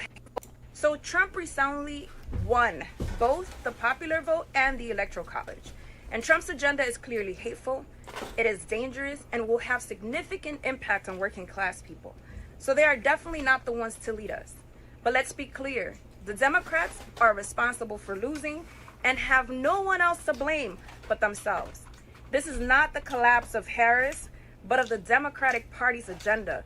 A collapse of the neoliberal, pro-war, pro-corporate politics that does not offer solutions to working class people. Ever since Bernie Sanders, the party has crushed all proposals to support progressive movements and workers and poor people in this country. The Democratic Party has abandoned and betrayed the working class. And as expected, the working class has abandoned the Democratic Party. We can't blame the people. We must blame the ones who have the economic and political power to change things and have chosen not to respond to people's needs. That's what this is about. The results of this election does not mean people have become more racist or more fascist. It means that Democrats have failed at fighting for or defending the people. It's been a period of stagnant wages, no real relief on childcare or rent or food prices, broken promises from 2020, setting high expectations and then failing to deliver. There are consequences for all of that. This election showed that the Democrats would rather fund endless wars and hand over the country to the Republicans than to allow progressive voices of the working class to be heard. So with Democrats presenting a defeated spirit and with Republicans in charge, what is left for working class people? Socialism is the only force that can defeat the far right. And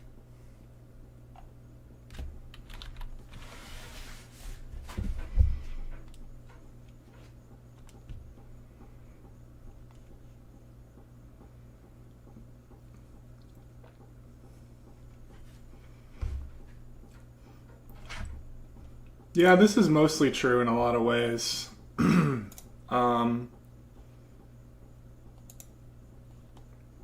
Except it misses the fact that when this cycle keeps happening over and over again,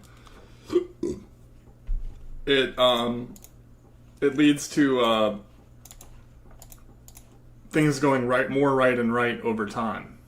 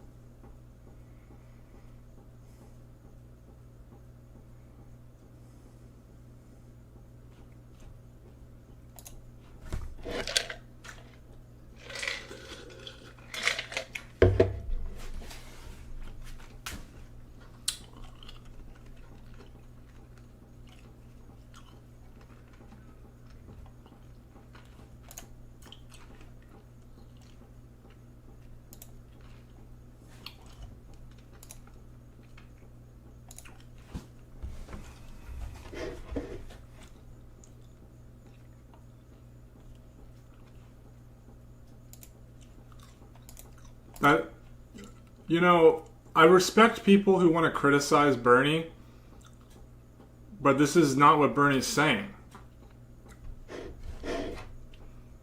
Bernie, in this message, is literally saying he might break entirely from the Democratic Party. I hope he does.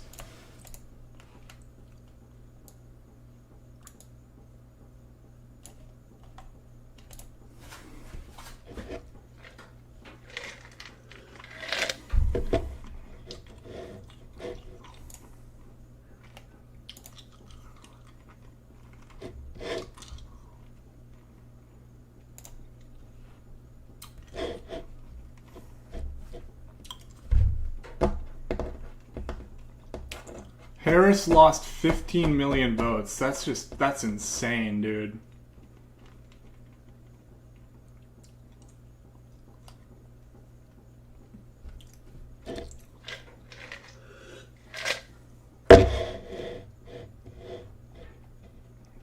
Although the final vote count isn't counted, so we'll see what the final vote count is.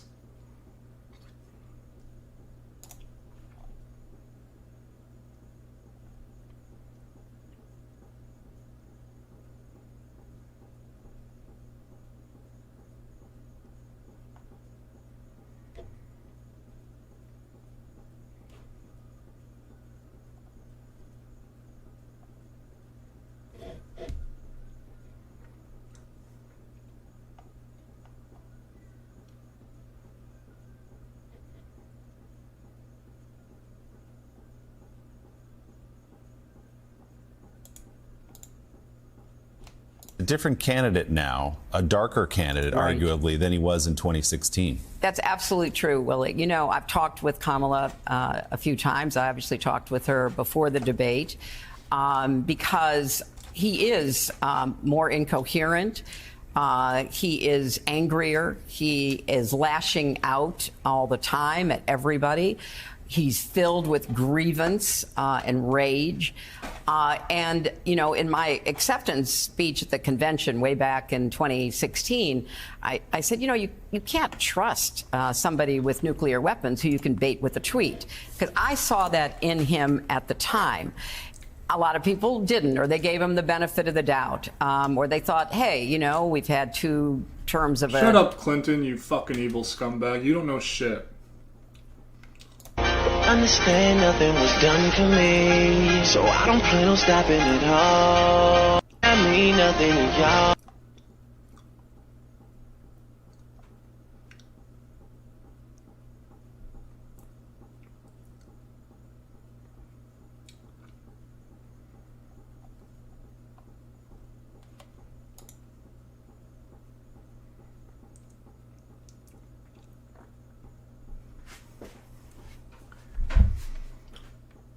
Yeah, I agree. It's a shame that Bernie did it too late. He should have done it a while ago. He should have done it in 2016 or 2020.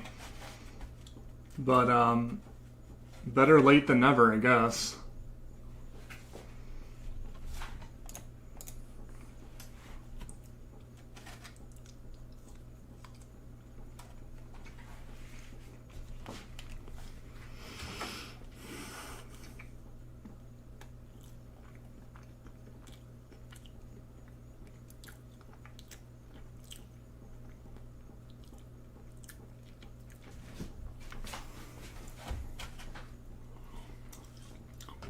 There's another example of censorship for the video I'm working on.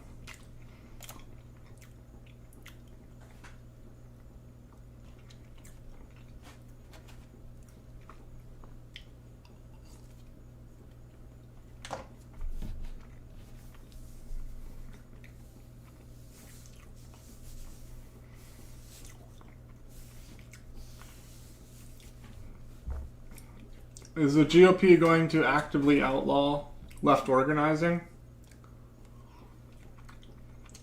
Quite possibly. Who the fuck knows? Maybe.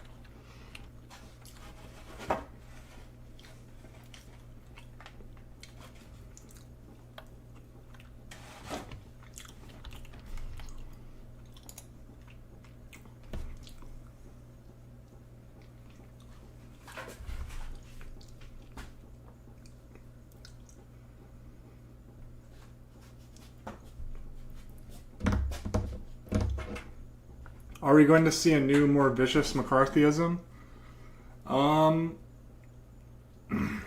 Possibly.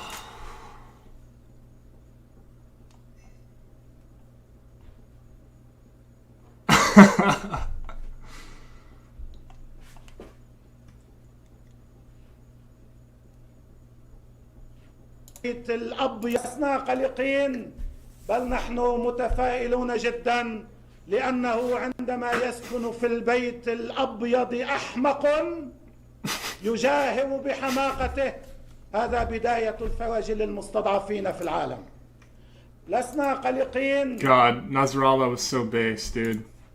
He was just too base. A truly great hero. God, what a tragedy. What a fucking king.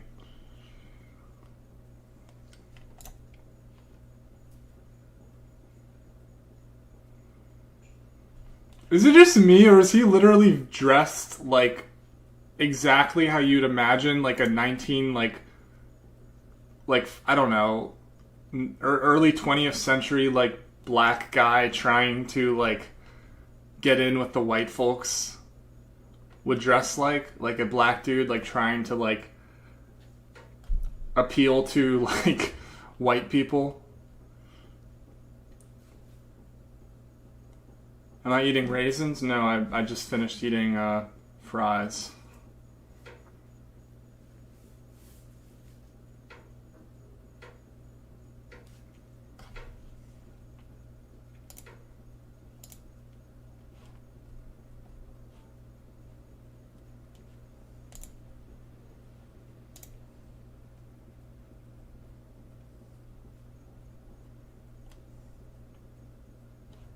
Early little well, votes are still pouring in, still being counted, but it's still a little too early to tell exactly which minority will be the scapegoat in this election. Low African American turnout, obviously a popular excuse for Democrats, but they just don't have the data that they really need to be able to blame them, at least not yet. Looking to the Republican side, they're looking at Florida, hoping that Latino voters, especially female, come through for them. Yeah, it was Samuel L. Jackson from Django Unchained. Like, that's how he's literally dressed. The same vibe. I don't know. As a viable path to blame for all of their party's shortcomings. But the night is young. Plenty of groups are still out there. You have young voters, old voters, Asian voters, all still in play. Muslims, Cubans, certainly the list goes on. The Onion is just unfathomably based, dude. Unfathomably based. And some minority will be to blame tonight. The only thing we really know for sure at this point is that no matter what happens, it will not be my fault. I didn't vote. Well, votes... That's great. God, get this anarchist bullshit off my fucking timeline.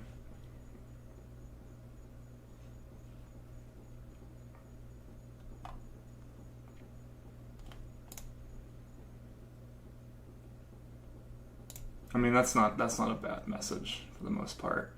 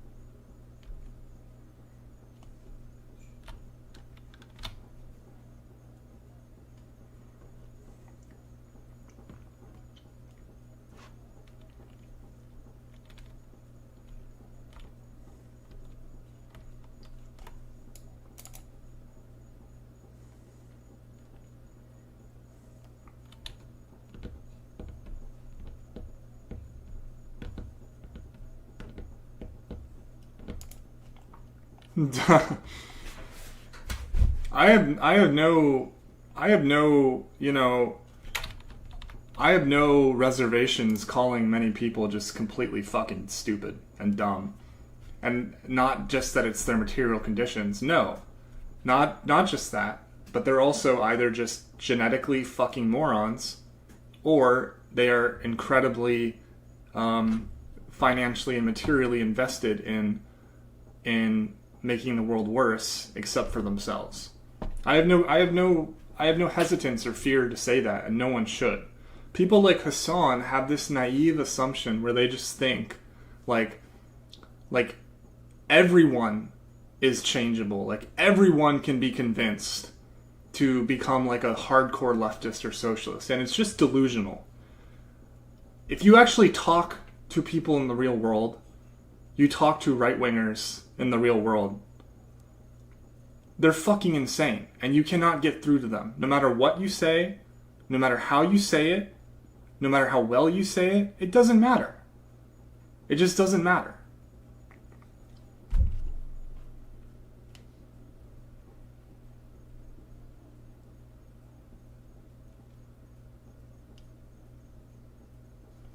Sartre made a great point that Marxists have ignored kids. That's a good point.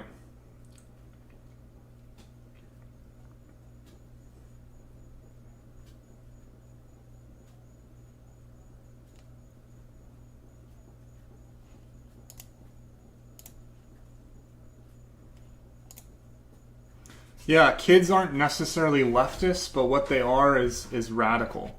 Typically the youth are the most radical. Are open to radical ideas. So definitely.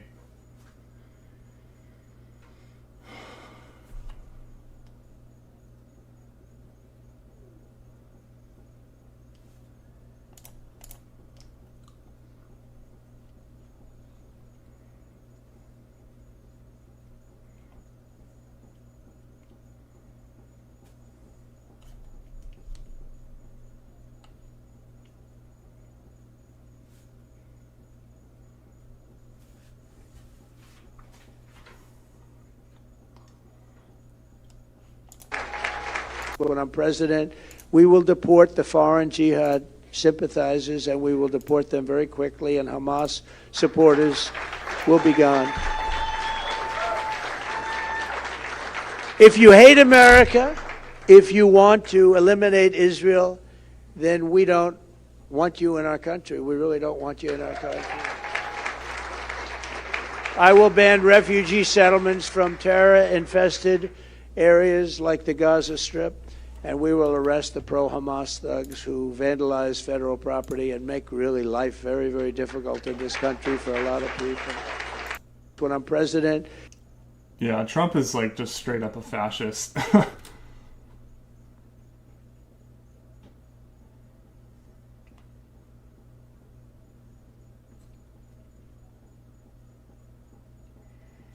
I think the issue isn't how they're born, but that they're so deeply propagandized.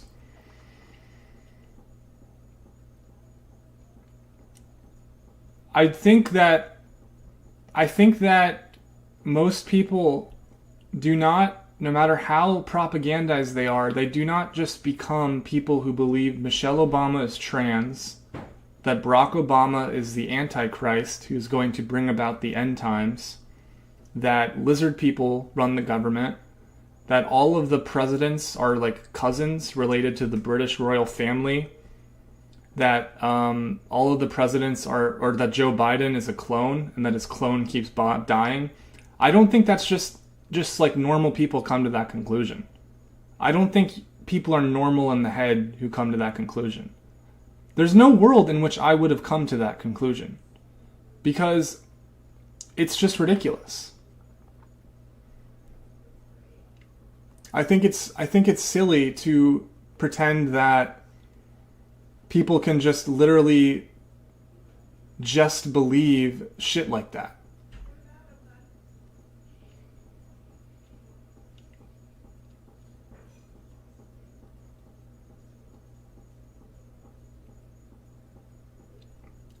I'm not saying that people are born to believe that Obama is like the Antichrist.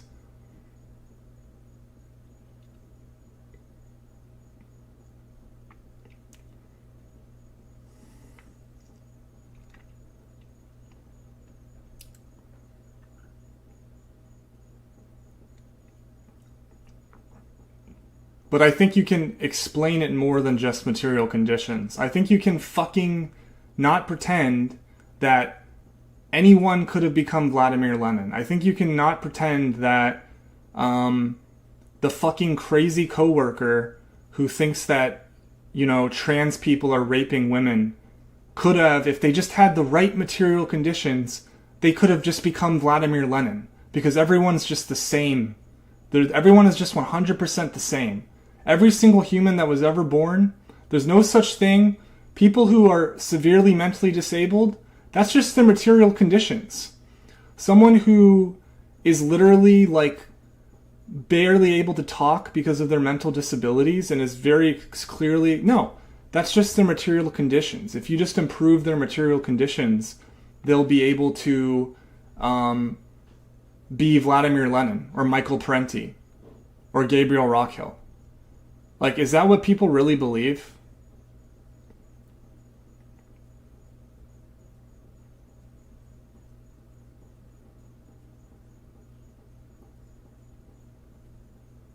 My coworker who constantly rambles about Bigfoot and Mothman and all this insane shit, and who's a disgusting, insane bigot freak, he could have been Michael Parenti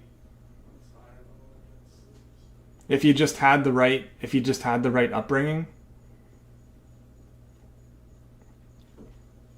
The severely mentally disabled kids that I work with, not all of them, but some of the people I work with are mentally disabled. They could have just become geniuses if they had the right material conditions, if they weren't propagandized.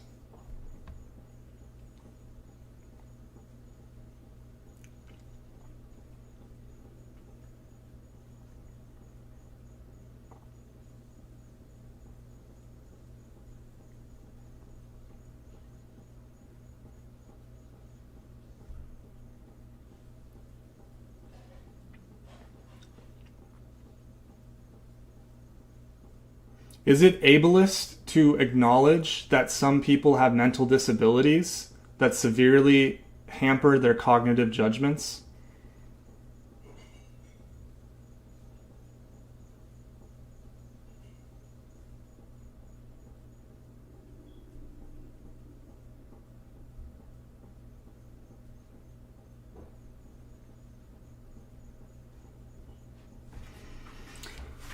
Okay, so for the people that think Khrushchev was like an evil, revisionist scumbag who just wanted to destroy the Soviet Union, Khrushchev grew up with Soviet ideology. He grew up in Soviet schools. He grew up learning Marx, reading Lenin, reading Engels.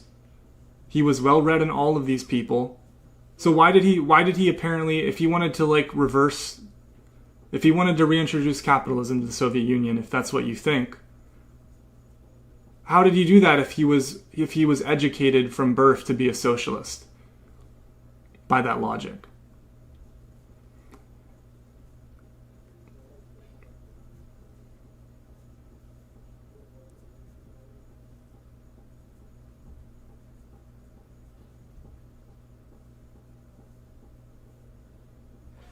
So what you're saying is that even if you're educated from birth, to be a socialist, you can still become not a socialist.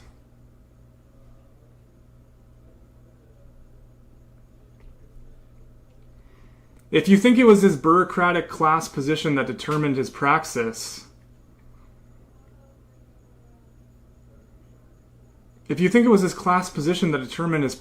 then I don't see how you would think that anything but anarchism would be the way. Because under any state socialist system, there would be some bureaucrats in some way.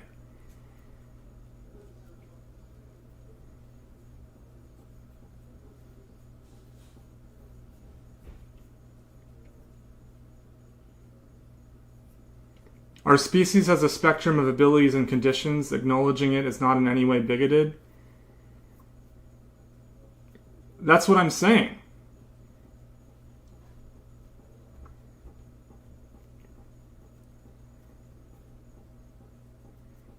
Even geniuses can be affected by material circumstances to fall into dumbass ideologies. Unabomber was a genius. Well, I think there's different think there's different types of intelligences. There's mathematical intelligence, but there's also creative intelligence. There's social intelligence. I think intelligence is a very complex thing, but I think it exists. I think some people don't think intelligence exists, that everyone has the same intelligence, which I do not think is true. But I think it's complex.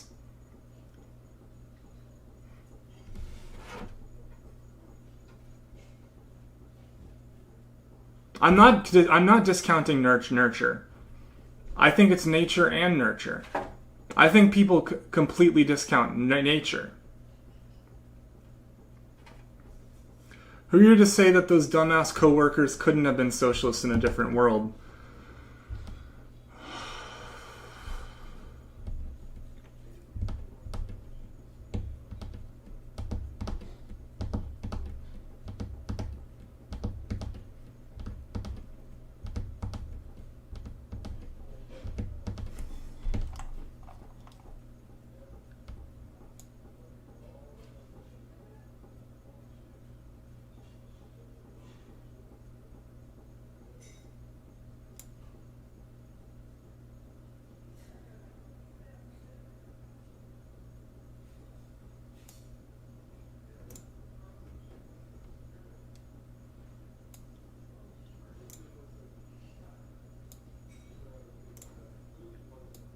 Who actually thinks that? Just the other day, a few streams ago, I had an anarchist on who was arguing that I could have been Albert Einstein in the right material conditions.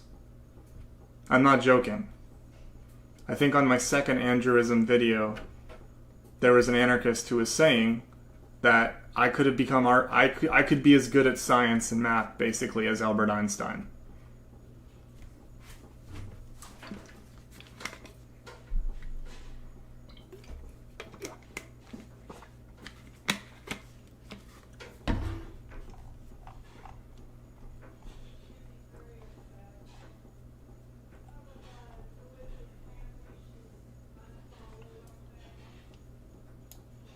But yeah, I think it's dialectical. There's multiple factors. There's class position, or there's upbringing, there's class position, there's some element of nature. I think it's a complex mixture of things.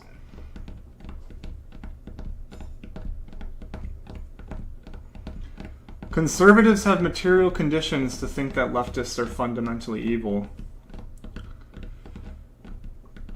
But plenty of people look at reality and become leftists by looking at reality, by being honest. I think non-compete is an example. But like non-compete, to be fair, he was hurt by the financial crash in 2009, but I think he was more honest and willing to engage with reality than some people.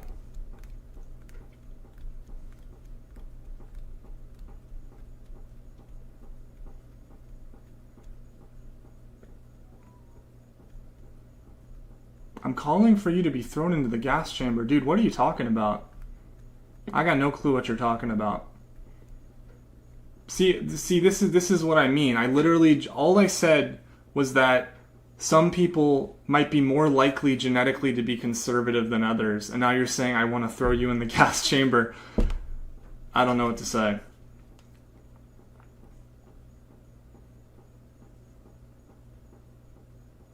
And I never said that that's the only factor. It's a complex mixture of factors, I believe.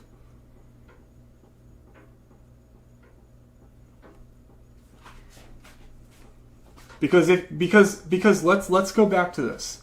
If you think that nature doesn't have any influence, then the craziest motherfucker you know, the weirdest, craziest motherfucker you know, who says the most batshit shit, who is an asshole, who's a fucking creep, he could have been as smart as Albert Einstein or Michael Prenti or any scientist. It doesn't hold up to material reality.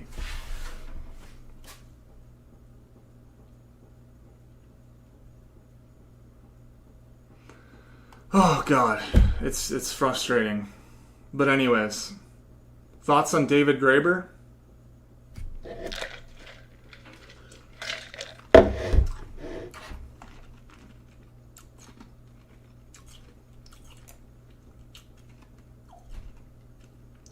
Which races of people correspond to 20th century political ideologies?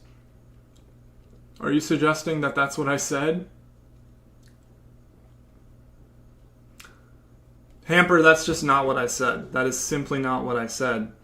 I was pointing to mentally disabled people to point out the fact that not everyone has the same level of cognitive ability. I was not saying conservatives... I never said that. It's not, and I'm not, because I'm not even saying that that's the only factor that determines one's politics. Because of course it isn't. There's many factors.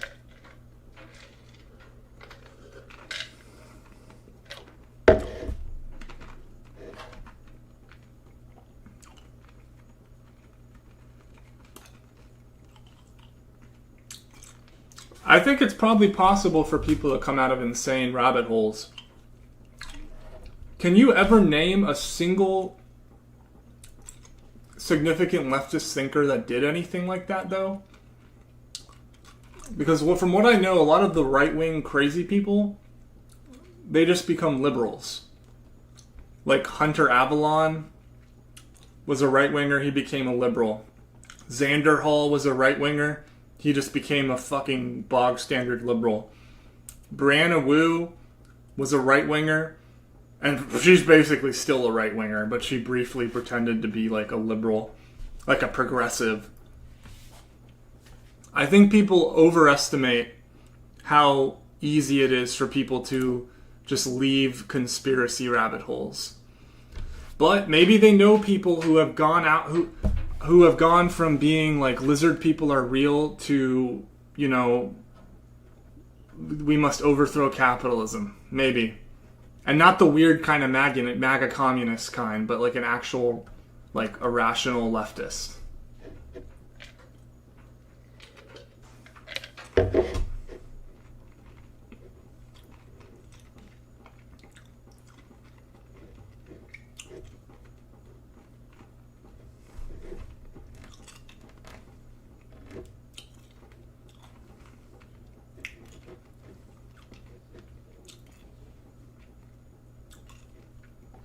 Re-Education was a Nazi?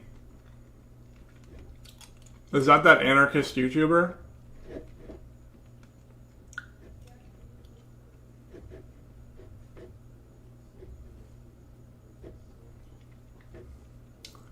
Part of the issue, I think, is that much of the nurture occurs at an age before they're even fully conscious, so it seems like it's just their nature.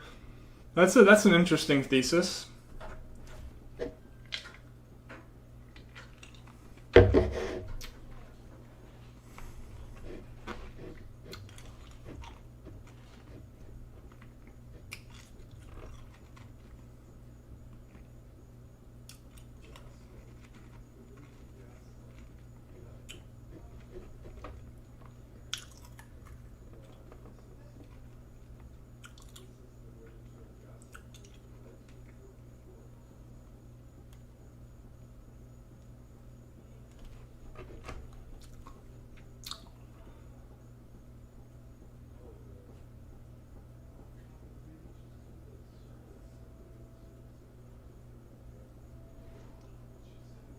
Where did you read that re-education went from Nazi to anarchist? I mean, it can happen to go... I mean, again, non-compete is an example. Though, to be fair, he was like a moderate right, like libertarian. But it could be that nurture can affect nature and vice versa. Yeah, I mean, I think it's very complex. Everything interacts with one another and is interacted upon.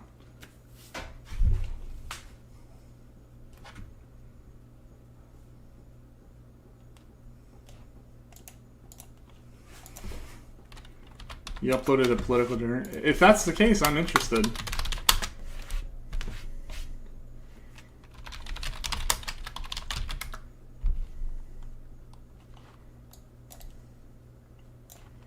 Okay. Fuck.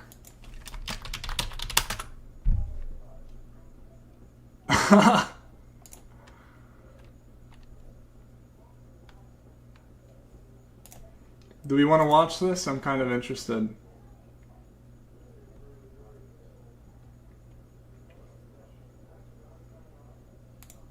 The science has come down to a balance of nature and nurture.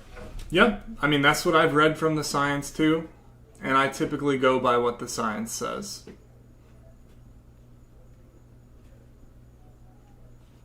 When it comes to academic politics, it's really bad, but when it comes to, in the West, when it comes to just science, you can typically trust what the science says. Not always, but, you know, not trust unconditionally, but anyways.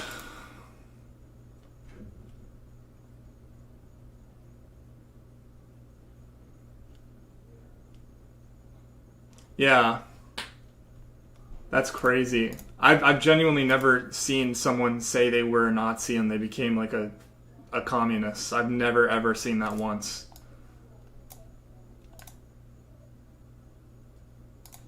So let's check it out. Hi, my name is Aaron and this is my show Re-Education. And today we're going to talk about why I became an anarchist.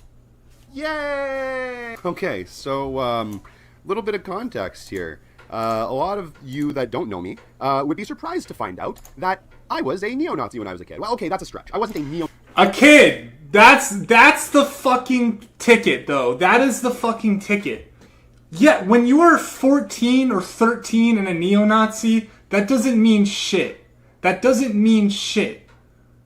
Show me a 25-year-old neo-Nazi who became a communist, or a 20-year-old neo-Nazi, or a 30-year-old neo-Nazi. Maybe there are examples, but I think that's extremely rare. So this guy was a kid. Neo-Nazi per se. I was neo-Nazi adjacent. I was what you would call alt-light, I suppose, even though that was before alt-light even existed. Now, I grew up in a very conservative, slightly, well, a little bit more than slightly racist parents in the most conservative, redneck, right-wing province in my entire country. And basically, I've been surrounded by fascists and neo-Nazis and the right wing my entire life. And that has basically emboldened me to want to become better than that. Now, what was my childhood like, being neo-Nazi adjacent? Well, when I... Now you might say, oh, it was his material conditions. He was around right-wingers. But plenty of people that grow up around right-wingers, they never outgrow that phase. They never outgrow and they never become communists or liberals. They stay as right-wingers. Even if they move away. Even if they're surrounded by liberals. When I was in high school, I used to run around with a lot of neo-Nazi gangs. They were idiots, morons, a bunch of disgusting, deplorable human beings who I wouldn't wipe the fucking shit off my boot on if I seen them collapse dead on the floor. But at the time, they were my friends?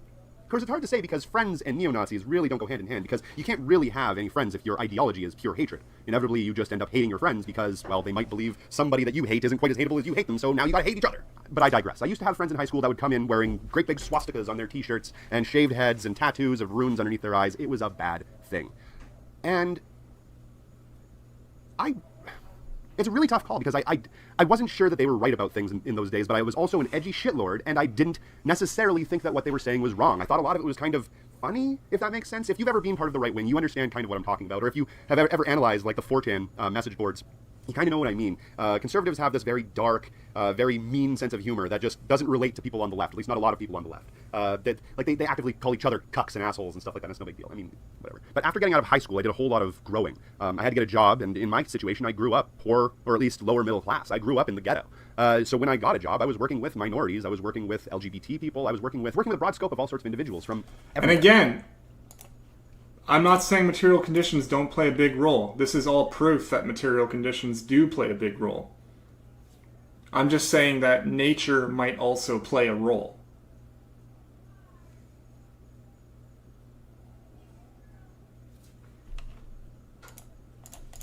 And it opened my eyes to the idea that all people are equal. Funny that.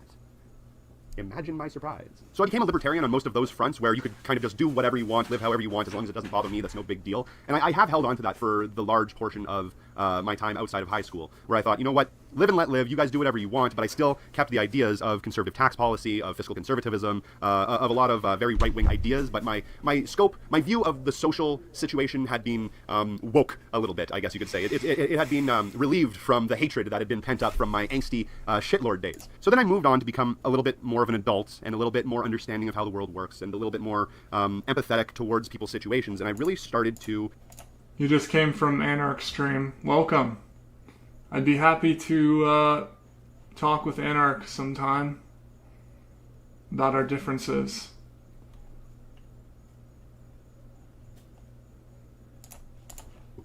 Become more or less a social democrat to democratic socialist, right around that sort of area. I didn't really understand what socialism was, in that it means worker control of the means of production. I didn't really understand what that was at the time, but I did know that I really liked social programs, and I thought that free healthcare was a good idea, because it is. And I liked a lot of the social ideas that social democracy and democratic socialism kind of right on the cusp provided. And I thought that it was very interesting and fascinating that these ideas were so obvious, and they linked up to so many of the things that I've been saying in the past. And then something happened. I started to read a little bit more about history, and I found someone called... By the way, that mic he's using is like $20 fucking. So if you guys want to start your own YouTube channel or be an agitprop, I'm pretty sure that shitty little white mic he has, which sounds great, his voice sounds great, it's like $20. I'm pretty sure. Called Richard Wolff, who is an economics professor from, I believe... the New School. He's a visiting professor at the New School, I believe it is, something like that. But anyway, he is a very smart man who talks about Marxism. And at the time... I don't think this guy knows that Richard Wolff is Soviet Union pilled. He just called Richard Wolff a very smart man. Does he know? Richard Wolff isn't too open about it all the time, but he's basically like a fan of the Soviet Union. I had never even heard of Marxism before. I'm like, Marxism, what the hell is that? That's probably, well, if I had heard anything of it at all, I knew that it was probably a bad thing, probably related to communism, and communists were clearly the same as Nazis, and Nazis are bad, so communists are bad too, is my line of thinking. And then a change in my mind started to happen as I listened to the things that he was saying. He introduced me to the concept of worker cooperatives. The workers are able to decide on their own, independently, what they want to produce, when they want to produce it, how they want to produce it, and what they're going to do with the profits, as opposed to...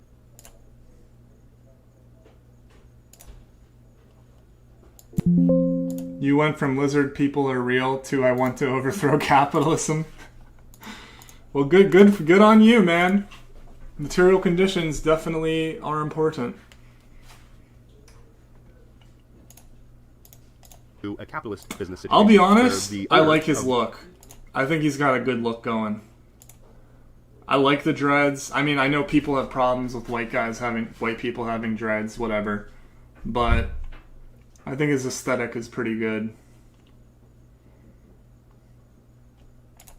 The business chooses what to produce, when to produce, how to produce, what to do with the profits, and then hires you to work for him for... I mean, I would never dress like that, you know. It's like the classic anarchist look, the dreads, the piercings, the tattoos. It's not my thing at all, but like, you know, still looks cool, I guess. Small fee. You see, the workers in a worker cooperative are the bosses. And when I heard this, I thought that it was absurd, because you need to have a boss. I mean, like, without bosses, there would be just chaos. And then I was sorely mistaken, because they explained to me, no, you can still have a boss. He just can't be making 100 times, 10,000 times, 200,000 times the amount that a basic employee is making. And that makes a lot of sense. It makes me think, why wouldn't we all want to be part of a worker cooperative? I mean, we could all be our own bosses. Instead of giving away our surplus labor value, the extra money that we create by working for someone else, instead of giving that money to them, we get to keep it for ourselves. Man, what a novel idea that is. And there are all kinds of other cool benefits that come along with that, because if you create a worker cooperative, then the people in that area of the worker cooperative would be the employees that are there. So basically the community would own and control that business. Well, what does that mean? Well, that means that things like pollution would be less likely to happen. Because if a company wanted to pollute their water system, their rainforest, their environment, well, the workers that were in that environment would be the ones that owned the business. So they would probably choose to not kill themselves. It's pretty simple. It makes a lot of sense. There's a lot of if this, then that ends up resulting in a betterment of society. And that is a good thing. And it's certainly not what capitalism offers. Capitalism does nothing more than offer competition. And when you're constantly competing with other people in your community, then you're inevitably not going to be incentivizing the betterment of society, then you're going to be incentivizing the accumulation of wealth. Well, that doesn't help anybody except for the person that got the wealth, now does it? So after doing a little... There was hella dudes looking like this out on the streets for Palestine. Yeah.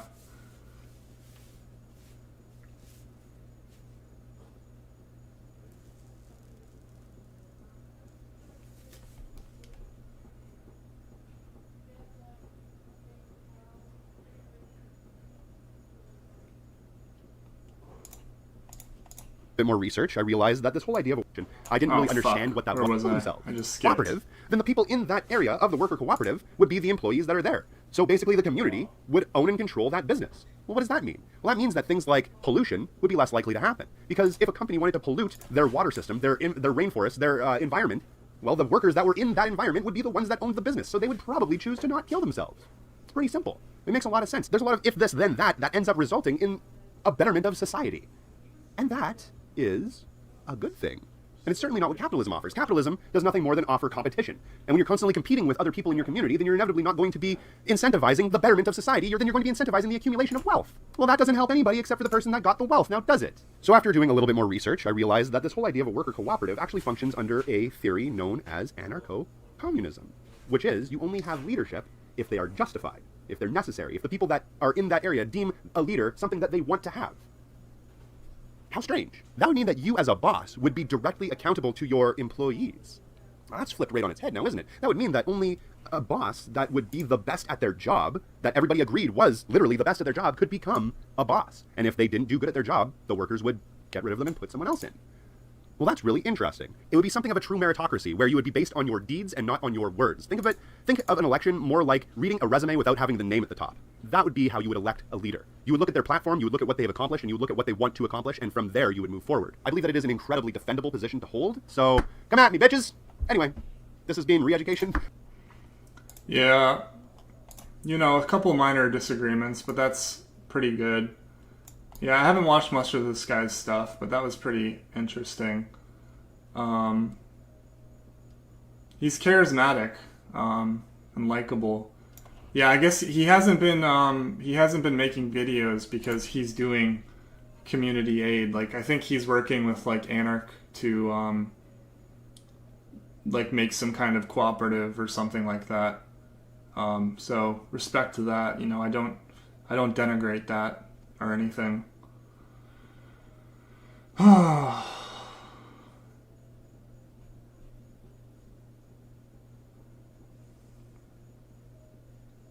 think most of the hard left in the US is anarchist. A lot of the fucking very soft left is anarchist also, in terms of being so anarchist that you just support imperialism. But yes, there are a lot of very radical anarchists as well. And I think anarchists are the most convincible to become Leninists. I think anarchists are actually, ironically, the most convincible. Like, I've seen many anarchists become Leninists.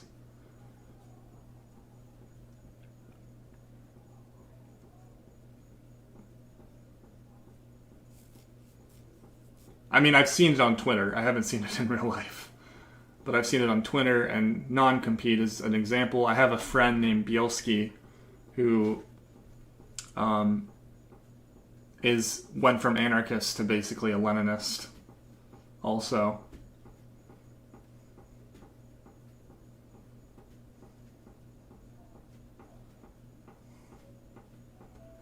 Sex workers are worth trying to radicalize? Yeah. I don't see why not.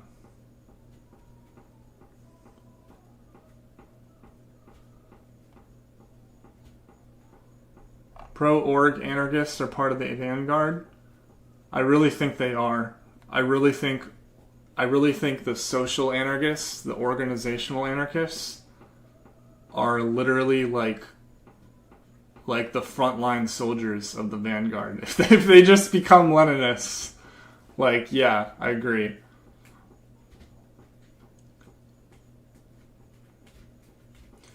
Which is... Went through a sock-down anarchist to ML pipeline. Yeah.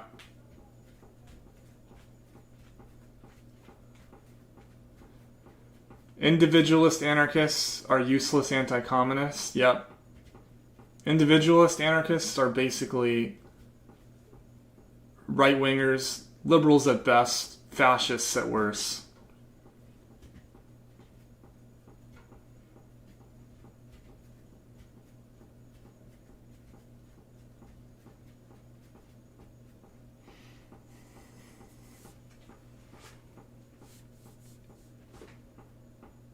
I think the strategy is to organize with the people most similar to you and with them, educate the next most similar and organize with them, then repeat this with every next most one. Yeah, that's a really good, that's putting it pretty well. Putting it well.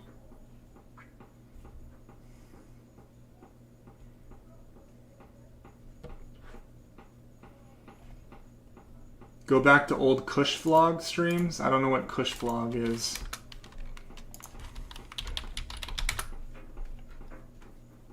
Oh, Matt Christman. What about him?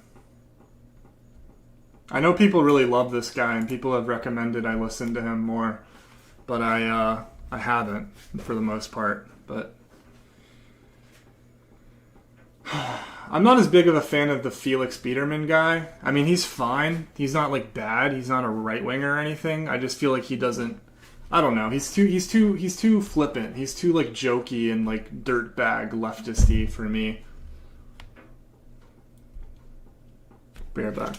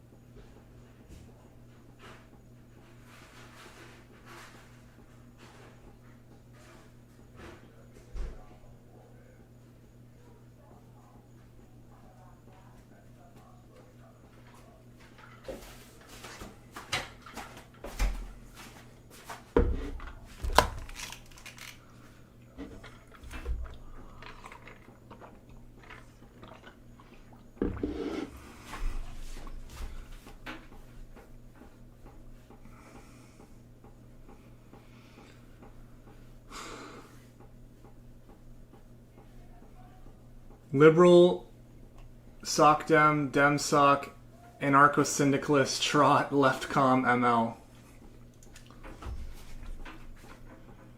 Okay, as long as you don't pull a bad mouse and then just go back to being an anarchist again.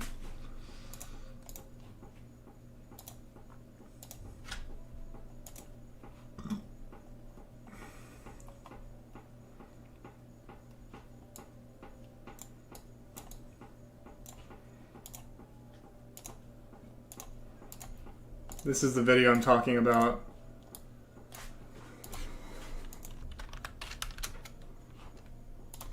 About how Bad Mouse went back to being an anarchist.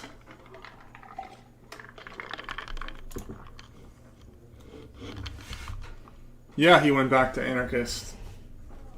I called him out for it before he admitted it, and then he admitted it on Twitter.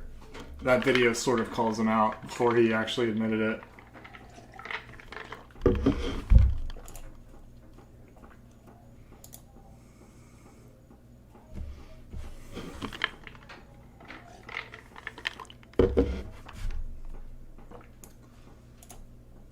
Yeah, I mean, neurodivergent people, I don't know why this is downloading. Neurodivergent people are definitely more in need of non-independence. They need help. I know that with my own neurodivergence. I've always had ADHD, which has made things a little bit harder for me. Not really bad, but, you know, I fuck up because of my ADHD. And then also, you know, depression, anxiety, which I don't think is neurodivergence, but all that shit, it makes it harder to function and you need help.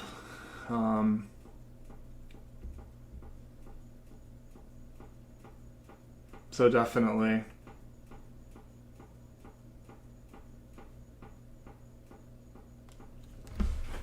So is re-education basically just like a socialist? I guess because he's an anarcho-communist, that's why. But yeah, you know, and now I have PTSD as well. So yeah, I mean, that individualism is definitely something that especially, you know, people who need help are acquainted with.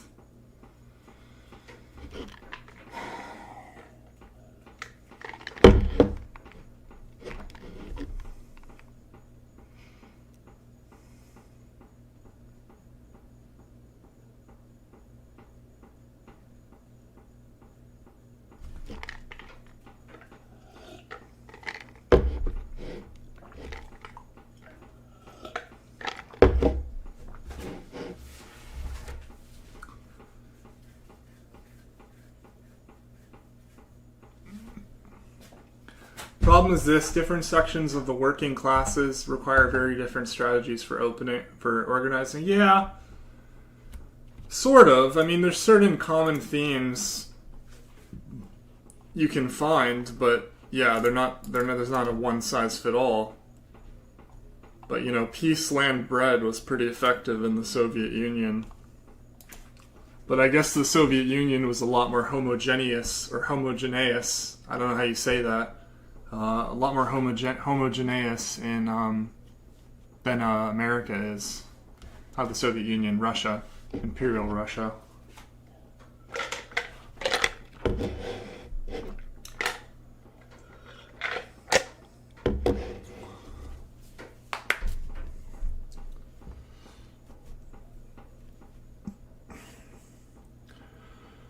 I mean, the Soviet Union wasn't great with neurodivergent people in some ways.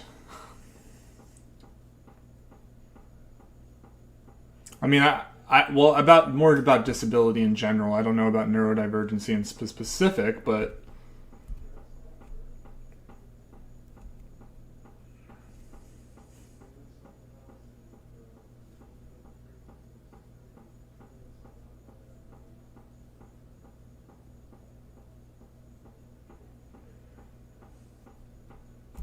I'll go with homogeneous.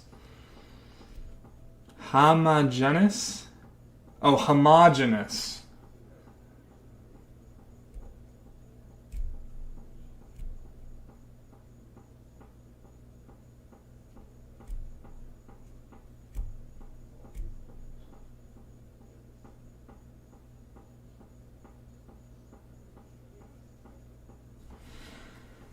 The biggest frustration with capitalist ideology is that the common liberal reaction to people suffering is just try harder.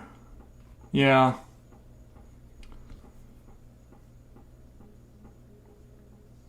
Not just with ND, just in general, try harder. But yeah.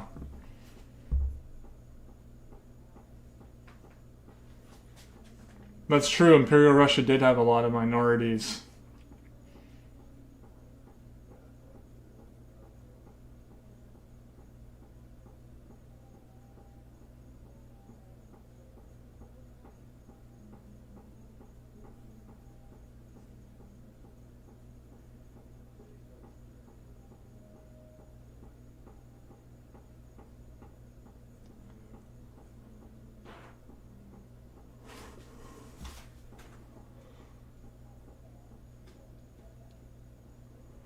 Hello, Jose Campos.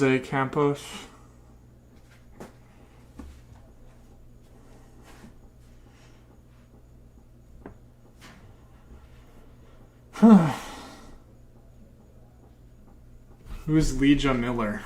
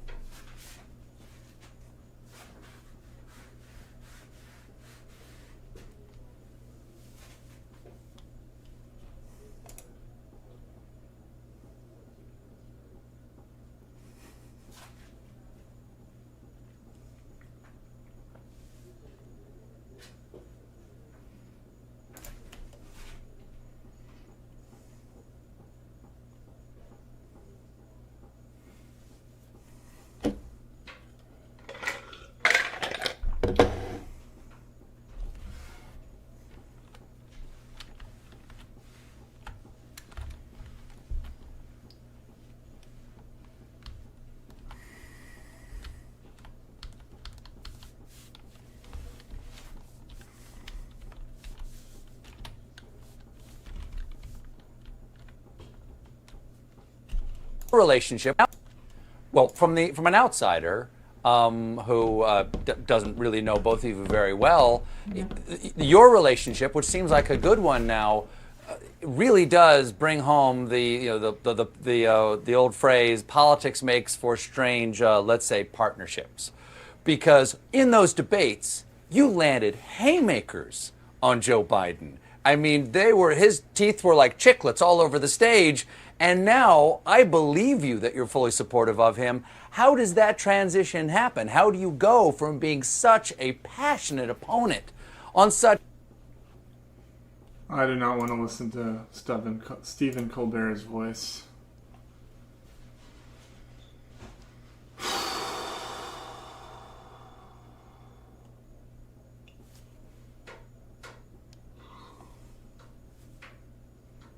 2016 kind of mess, that there were all of these issues that the Democratic Party saw laid out very clearly in 2016 after Hillary Clinton's loss, and that rather than address those issues, they moved and they migrated. What happened is that the pandemic, right? The pandemic came upon us, and Joe Biden happened to be the person for the pandemic.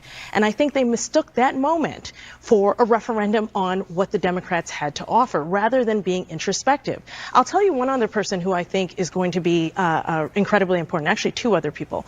The first person is Bernie Sanders. One of the things that Bernie Sanders has been saying since at least 2014 has been about how the Democratic Party, if it wants to keep these coalitions, needs to talk about bread and butter issues. It needs to talk about politics. A lot of people attacked him for that, saying, well, are you saying that cultural politics don't matter? That's not what he was saying. He was saying we need to focus on these things. Yeah, because that's all liberals care about is cultural identity politics. That's how they prevent you from realizing that you're being economically exploited by them, by just making you focus on the identity politics. And the left, the liberals say, protect these identities, and the right weaponize these cudgel of liberal identity politics to get elected by saying, look, the liberals are just using identity politics against us.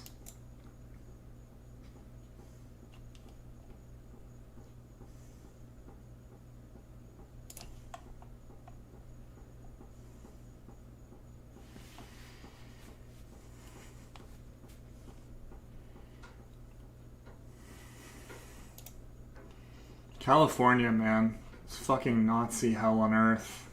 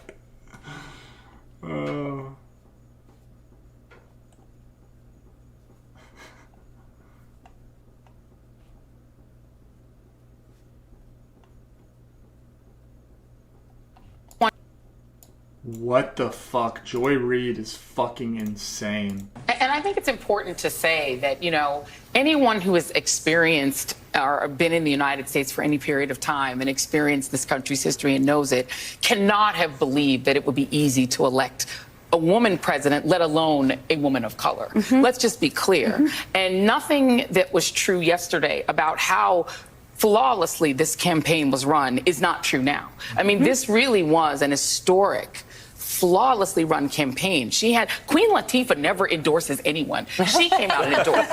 You know, I mean, she had every prominent celebrity voice. She had the Taylor Swiftie to the Swifties. She had the Beehive. Like, you could not have run a better campaign in that short period of time. And I think that's still true.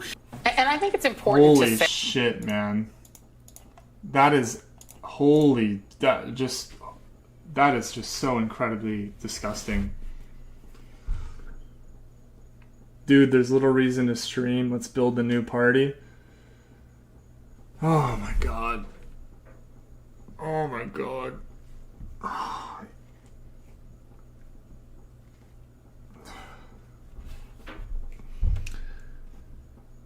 You build a new party. If it's so easy to just make the party that can create the vanguard to take over America, then fucking do it.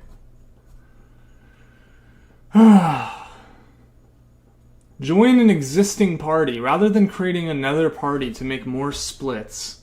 Join the Greens or the PSL or the CPUSA and make them better.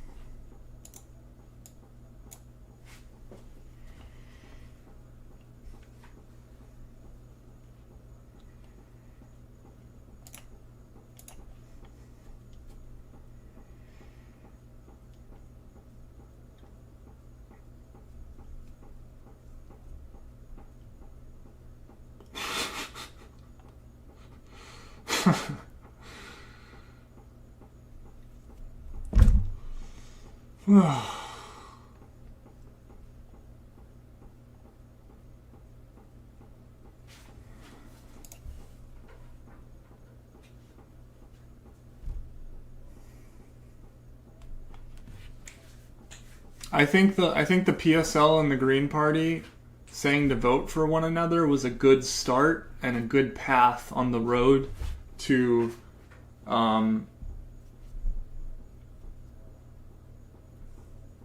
left unity. I don't even know what else to call it at this point. Strategic left unity.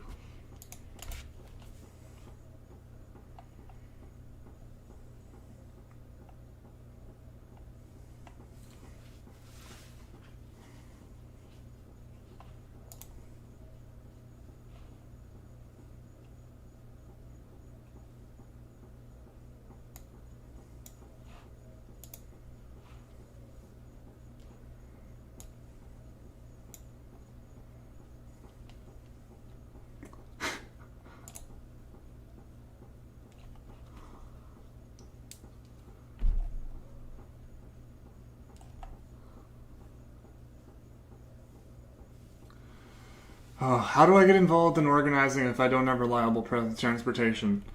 Then become a propagandist. Become an online, read books, get educated, and become a propagandist like I am.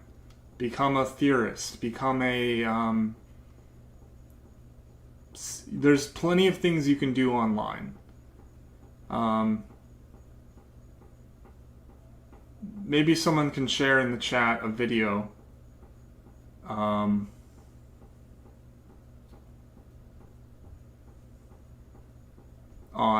how to get involved, because I'm sure there's YouTube videos about that.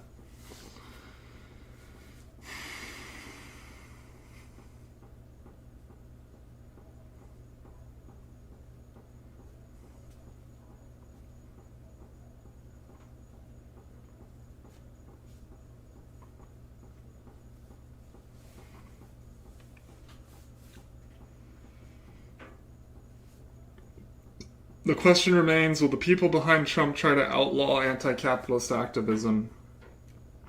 Potentially. Quite possibly. In which case, I've thought about it. I've thought about, is my life under threat? Is my family under threat?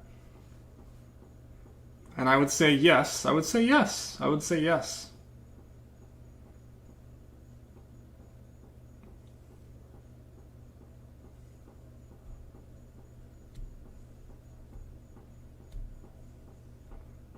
But I don't know. We'll see.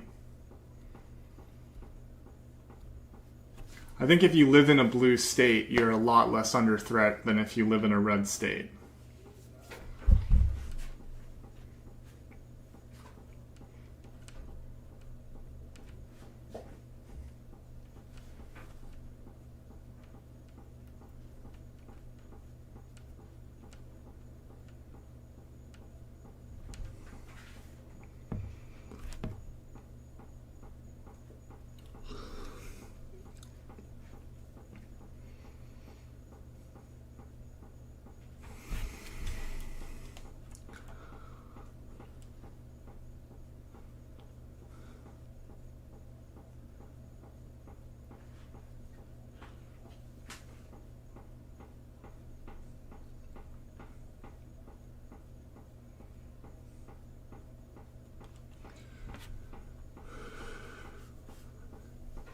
Yeah, I think it's best to consolidate in the Green Party.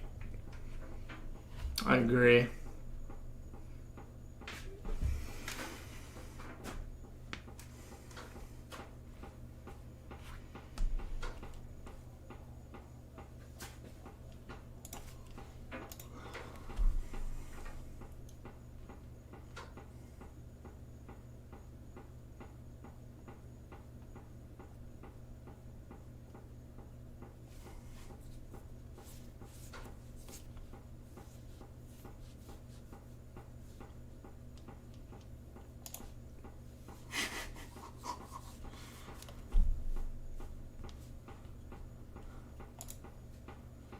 Yeah, so many of these libs have totally fucking just, like, completely outed themselves.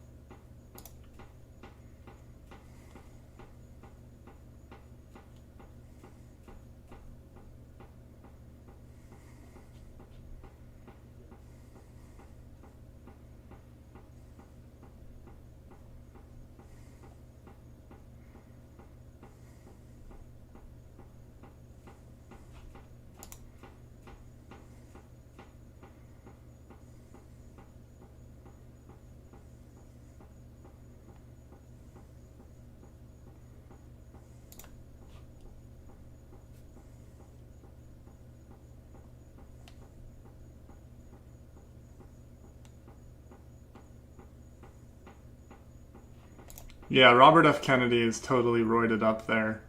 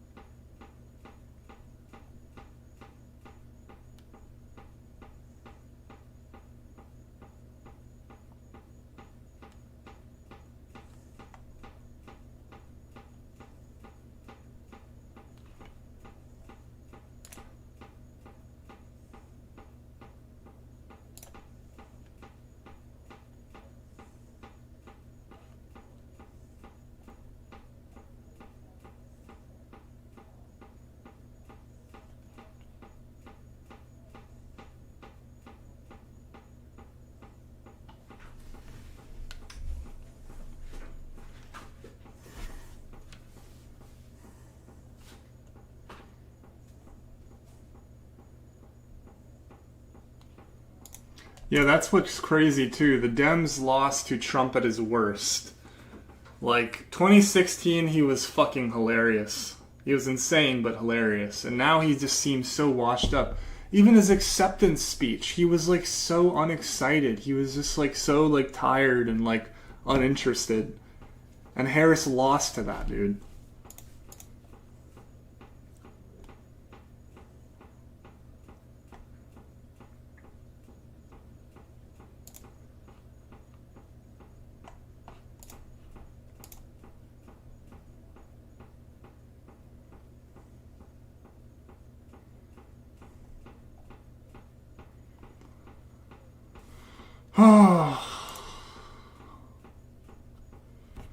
Anyways, I think I'm gonna end the stream.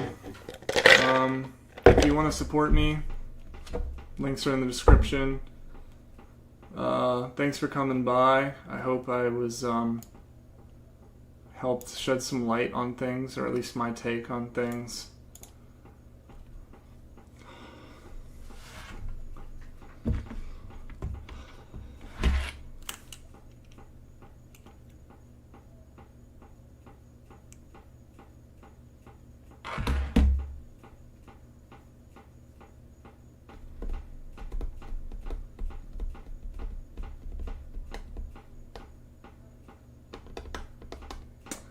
But yeah, I'm tired, so I'm gonna lay down probably.